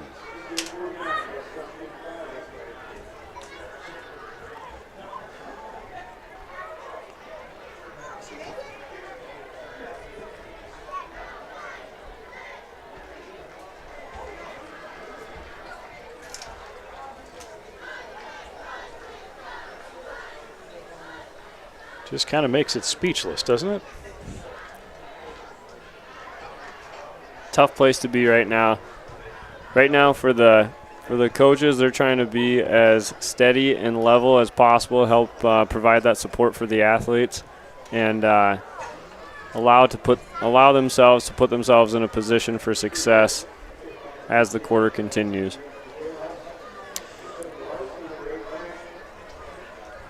This will be the 8th time we've seen this tonight.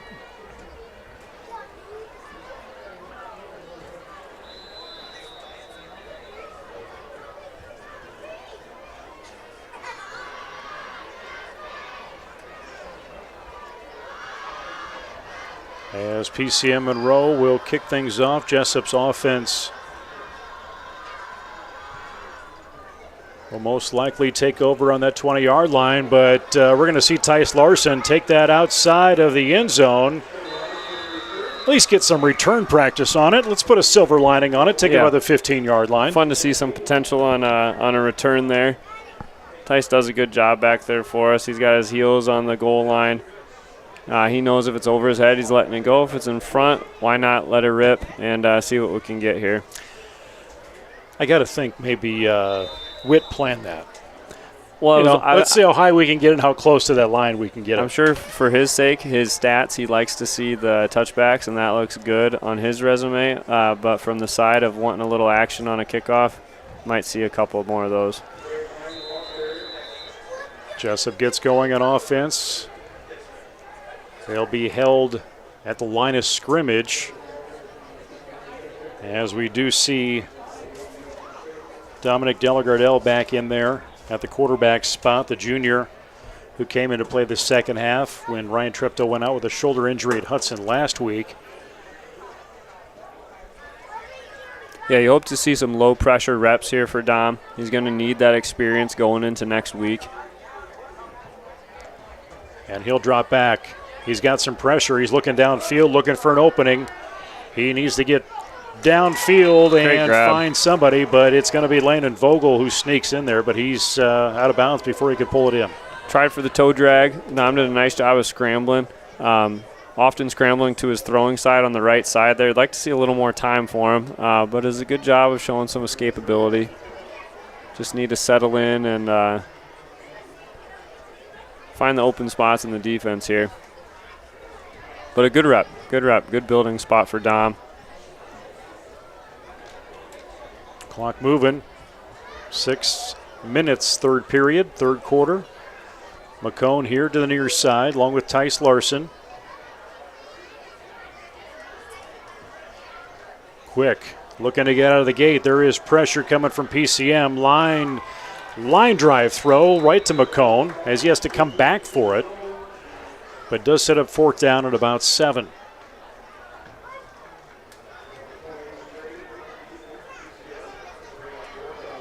Bring back the punt team. It's a play where 44 provides a lot of pressure off the left side, off the right side, our right side. It'd be nice to see Dom step into the pocket there and deliver a little bit of a harder pass. Easier said than done when we don't have number 44 running at us right now. Vandaloon back to return. Robinson not in that position anymore. High snap. And it's going to get past Vandaloon as it bounces at the 44. And we will see Jesup go all the way down with Abe Sullivan. Touchdown at the 29. And here comes the Jesup defense. We're seeing some substitutions coming in now from that scout team to get an opportunity to play. I guess that's the silver lining here of getting some guys getting some experience out there. This is a week where we did not have a curtain raiser, we did not have a fresh soft, and we will not have a JV against PCM on Monday. So with the score being the way it is, we do get to see some more guys on the field, which with the hope of, as the season goes on and we are healthy, these reps pay dividends down the road. Yeah, you can only do so much and create so much in a practice setting. Get out in the real action under the lights. That changes things a little bit. Yep, you need adversity, you need live reps, and you need someone who, someone like PCM to provide that for you sometimes.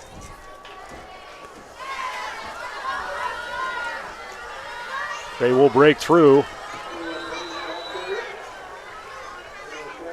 and get a first down.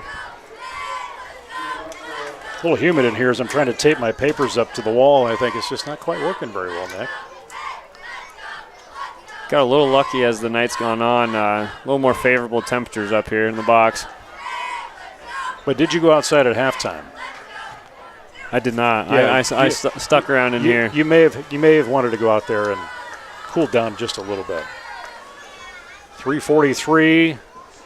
Pass quick to that right side. It looked like it was coming near side, and they were targeting Drake as the intended receiver.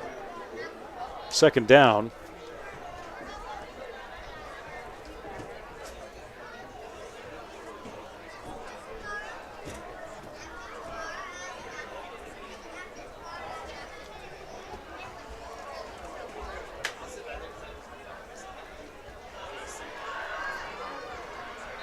Break loose on that far side.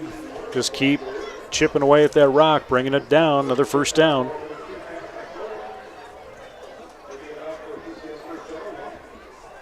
Into Jesup territory. Spot that at the 44.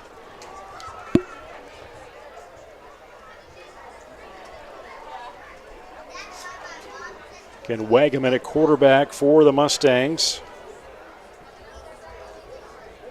Snap. Take it up the middle. Definitely opening up a hole. And that's Morris, the ball carrier.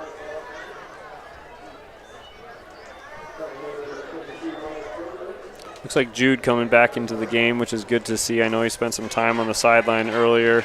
Oh, that was Cole. I'm sorry. Cole Reznicek. Yeah, I'm trying to scan down there for 32. Yeah, I don't see the jersey down there right now. I don't know where he's at. Mixed in somewhere.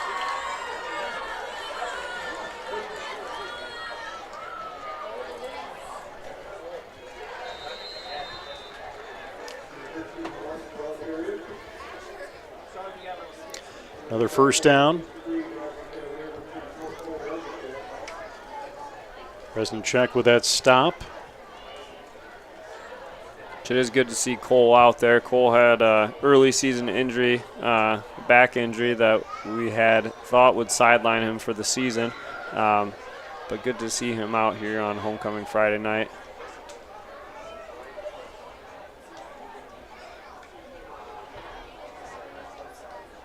Snap, quick handoff again.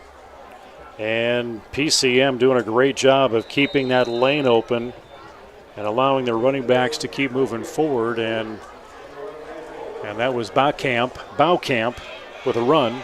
1:08 to go, third quarter. Move the chains again. The running backs are doing a great job of being patient, just waiting for that zone to open up.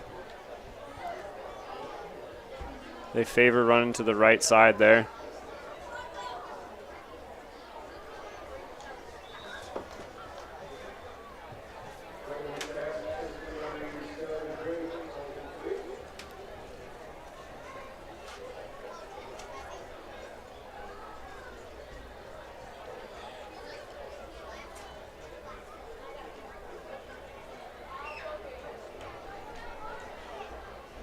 Second down.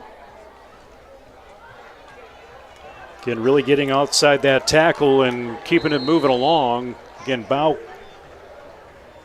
the ball carrier. Another first down. Fourth period will end here momentarily. PCM only with one touchdown in this third period, as that clock will hit 0, and it's 49-0. We will switch sides.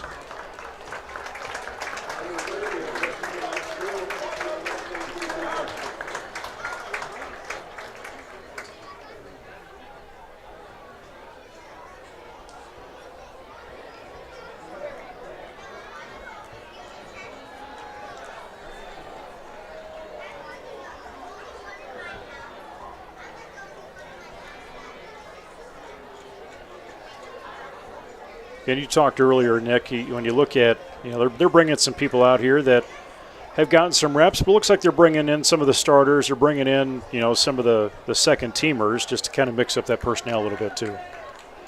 Yeah, we're still in a position where our first team guys, they've been out on the field a lot with offense, defense, and a lot of guys going both ways when we've had the injuries.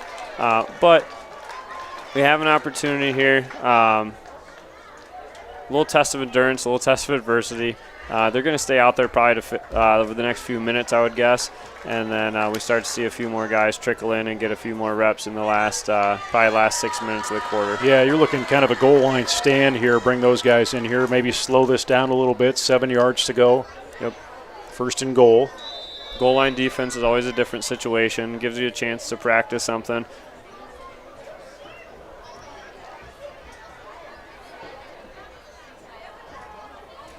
And those white jerseys are just finding a way to keep blue away as they just keep drifting towards that end zone. Start the fourth quarter here, clock rolling. And this thing all started off that it only took 16 seconds for that first touchdown to happen when kickoff happened to open up our homecoming game. And now second down and goal on the 5. And again, in and out of blockers, and finds his way to the end zone. Give credit again to Sawyer Baukamp. And that is going to make it 55-0 right now.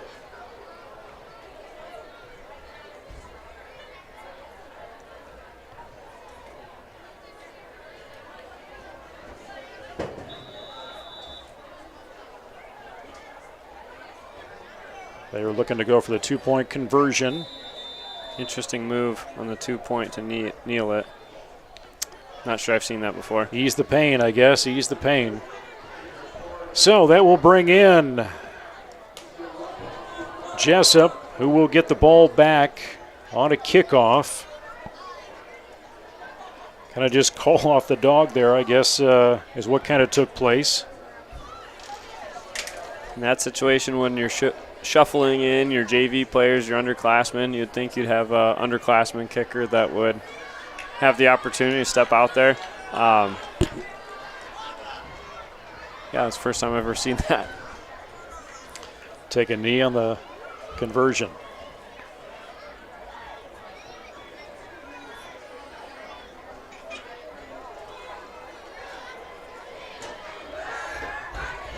Looking ahead to the schedules as Jesup will move on. And they will face West Marshall down at State Center next Friday. They get Union on the 4th of October. Next home game will be October 11th against Iowa Falls Alden. And then senior night on October 18th against Vinton-Shellsburg. And at that point, you kind of see where you're at if you get to go into the postseason play. Seeing where you stack up as that ball sails to the end zone. PCM Monroe, on the other hand, looking at their schedule. They will be at home for 2 straight games. Next week hosting Union and then Vinton-Shellsburg. They've got 2 road games as they end their regular season at West Marshall on the 11th and Iowa Falls Alden on the 18th. And then that first round again begins on October 25th. Safe to say they will be district champions at that point. I'm just going to call. You guys, I'm going to call it right now. They were district, based on what we've seen. They were district champs last year. They look like they have the definite potential to do the same this year. I know last year they gave us a tough fight. They gave everyone in the district a tough fight, and eventually we're on their way to a playoff win as well. Lang on the ground, powers through. He picks up one heck of a gain, as they'll move that to make it second down at about 3. 11 minutes to play in this game. Ball gets spotted at the 27-yard line. Still quite a few Jesup fans sticking around here, given that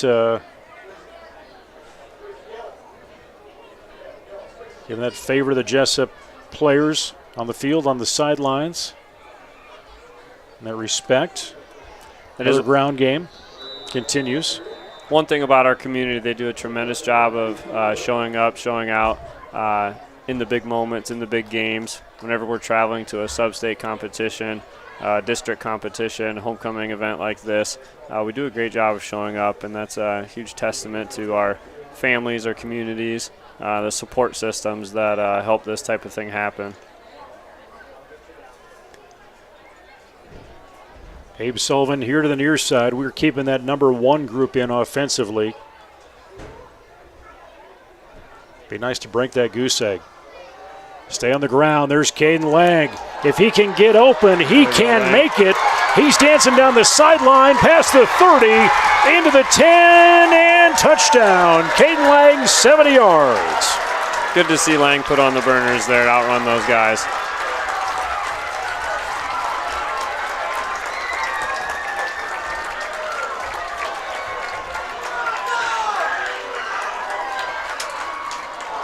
Nice to break the goose egg. And immediately into a cramp, I believe. They're stretching out his leg there. Looks like he's cramping up. Great run, Caden.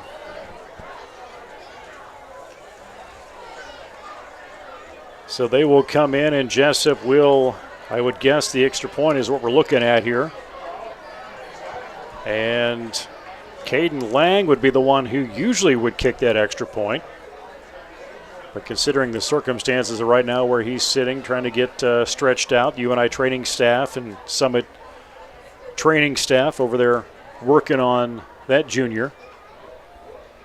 Manila and her support staff from UNI do a tremendous job for our athletes. They're here multiple times a week providing ankle taping, any extra stretching, mobility exercises. They do a tremendous job keeping our athletes healthy.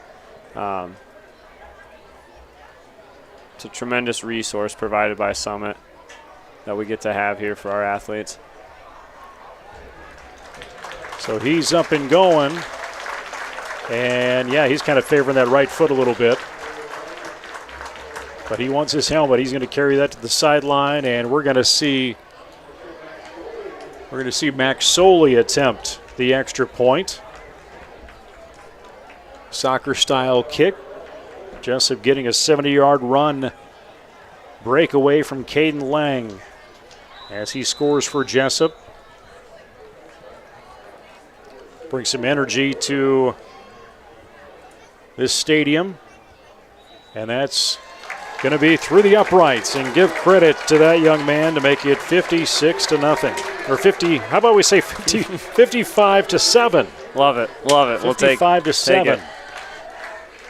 Good job on Max stepping up and being ready there. Sometimes you lose your helmet not going into the game for a while. He's ready to roll, steps in, makes the kick. Great job, Max. Get Caden up on the training table, get that calf work through.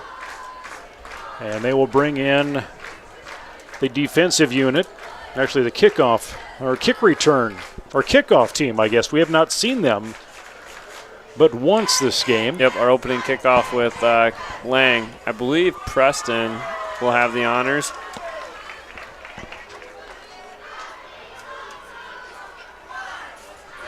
Max is out there, but Preston has the block, so it looks like he's our guy.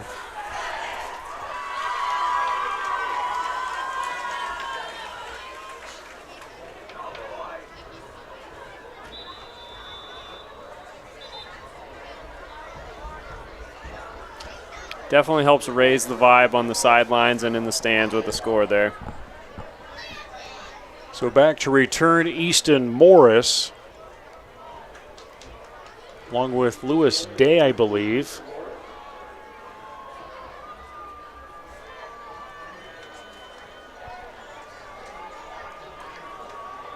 And Sawyer Baucamp back to return on kickoff from Jessup, and Preston Youngblood will get those honors with 9:52 to go in this ball game.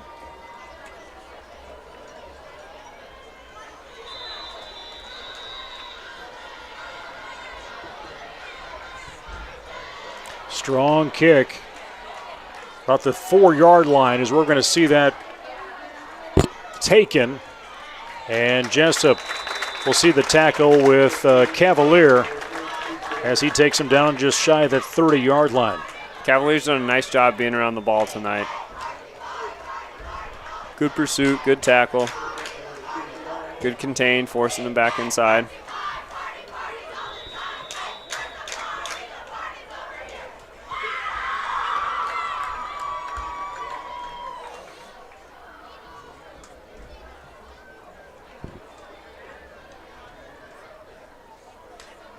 Making some adjustments out on the field defensively. There's some new bodies out there coming in to play defense for Jessup. And like you said, there was not a freshman game this week. There was a JV game earlier in the week over at Hudson. But giving some of these guys some reps. As J.D. Sadler will exit.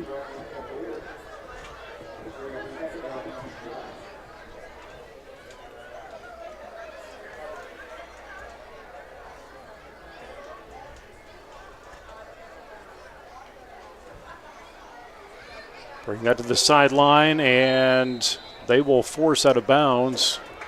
Give credit to Jessup. Reed Barco, I believe, in on that stop, at least getting him out of bounds.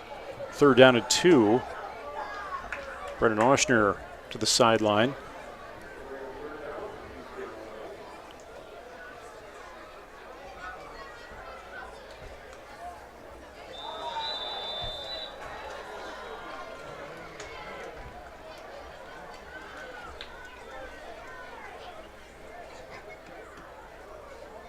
Full start on the defense. That will move the chains. And you've got some guys who've been staying around for a little while, and all of a sudden you throw them into a game. And looks like Carson Hovey getting his first action of the night, getting caught off sides. Tough spot when you're getting excited to get there in the backfield, and they call your number there.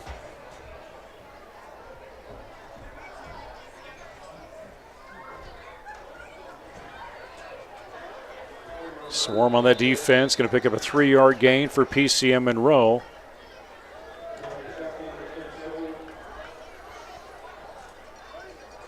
Shea Burns, the ball carrier.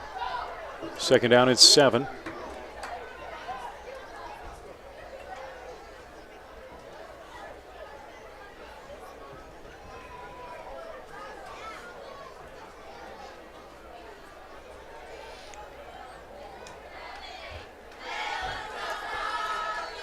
Volleyball's got a big tournament down in Springville tomorrow. sounds like that'll be really good competition for our girls. Yeah, I think there's a couple ranked teams that are going to be involved in that tournament, is what it sounded like. Yep. Pass complete to Danson Drake. 7 minutes to play in this game. Third down at about 2.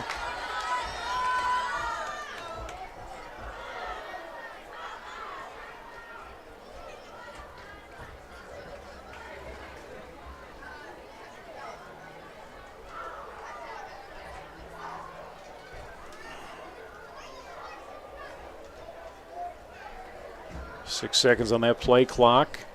Jessup looking at a blitz. Opening on that front line and just continue to power through. It doesn't matter what level they are. They've got some power from that backside. Shea Burns keeps moving.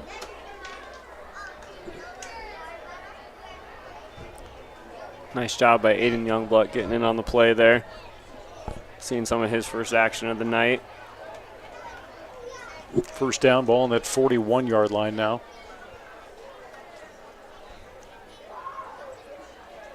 Aiden was a state qualifier for us last year in the high jump, track and field, freshman. Starting to put on some size and looks to be a good contributor on the high school football team for the next couple of years. Andrew Devlin with a stop. They keep him in there, one of the starters on that defense. Devlin's a guy McMartin has had high praise for over the last year. He's really committed to putting on some size, a lot of muscle that comes with that size, but he's put on about 40 pounds in the last 2 years and done a great job of, in many situations, anchoring down that defensive line in the middle. Play comes in for the offense as Wegeman leading this offense much of this second half. And great protection in that backfield and missed tackle from Devlin, but follow through solely. He keeps things rolling defensively.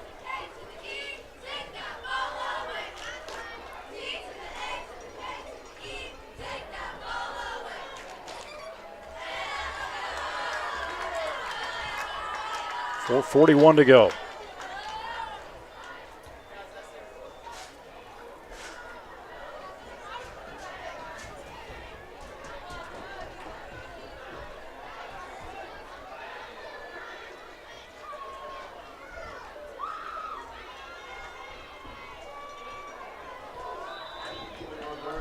And they just keep pounding it. Just consistent pressure from that front line for PCM. And we've got a Jesup player on the ground. They've had a lot of success at that tackle position. Right tackle, left tackle, no matter who they've had in the game has done a great job of pushing out our edge defenders and opening up some gaps. Max Soley is the player down on the field as the training staff attends to him, and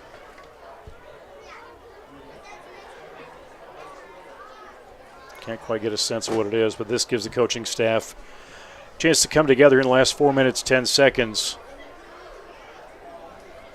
Tough to see in the last part of the game here.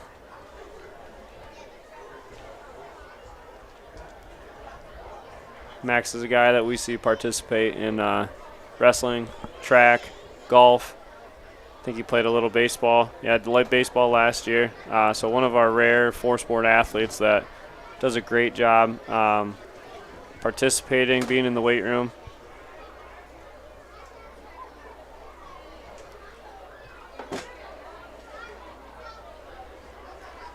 Coach McMartin, Coach Sullivan out tending to Soley as well. Kind of get a sense of what's happening there. See if they can get him up and move him off the field.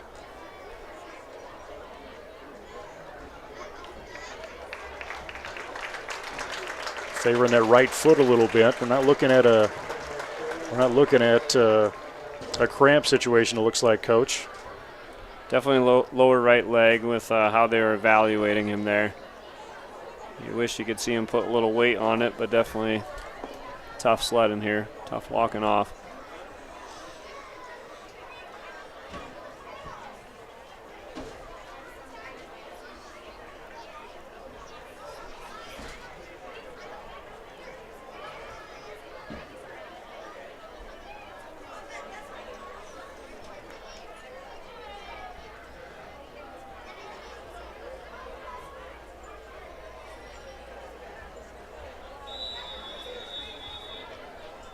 Clock will continue to move.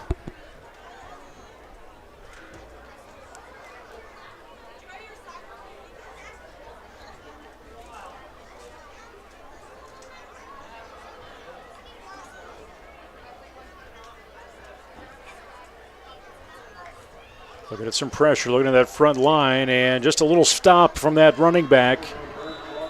Opens the hole, continues on. That's Shea Burns.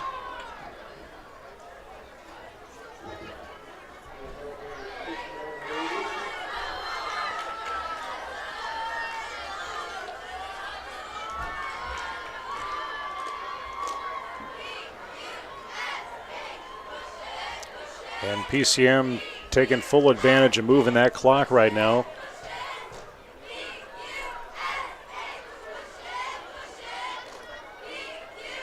And second down and third. That ball is on that 20-yard line. And they're going to keep it. There's Wagameyer, or Wagaman. Takes it on his own, and Jesup will stop him just past that line of scrimmage. Good job by Youngblood to hog tie him there and wrestle him to the ground. That's a tough tackle on a bigger body.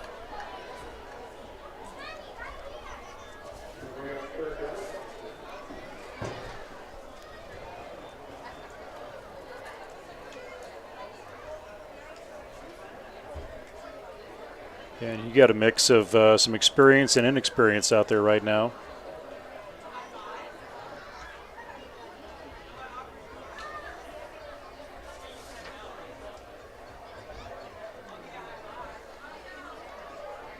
They just part that ways off that guard, and PCM keeps moving through, and Shea Burns, the ball carrier.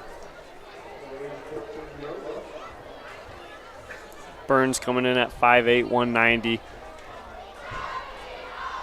It's a good-sized fullback. Pound the rock late in the game.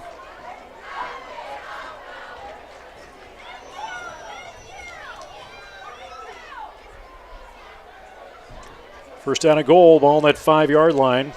PCM knocking at the door to make it 61-7. Looks like victory formation. And you're right. They will, again, ease that pain. Clock keeps rolling. Play clock resets. You got quick math there. That should time out. We're in a position right here where they will do that 2 more times. That would be the game.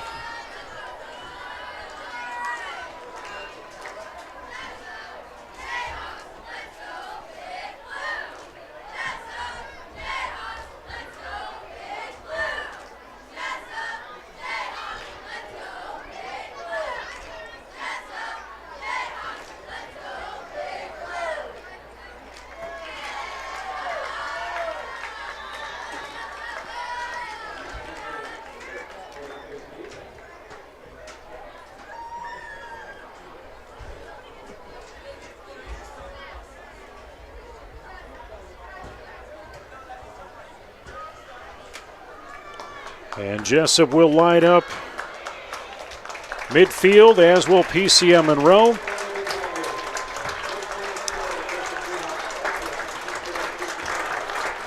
I hate to say it's good that it happened, but it's good that it's over. Yes. 55-7. Time to get healthy. Use the next 7 days to get ourselves in a spot where we can take on West Marshall on the road and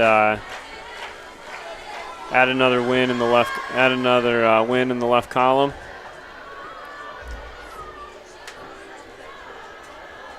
And move on to the homecoming dance tomorrow. Get some volleyball in. Homecoming dance tomorrow night and round out the 2025 festivities. But you said it right there.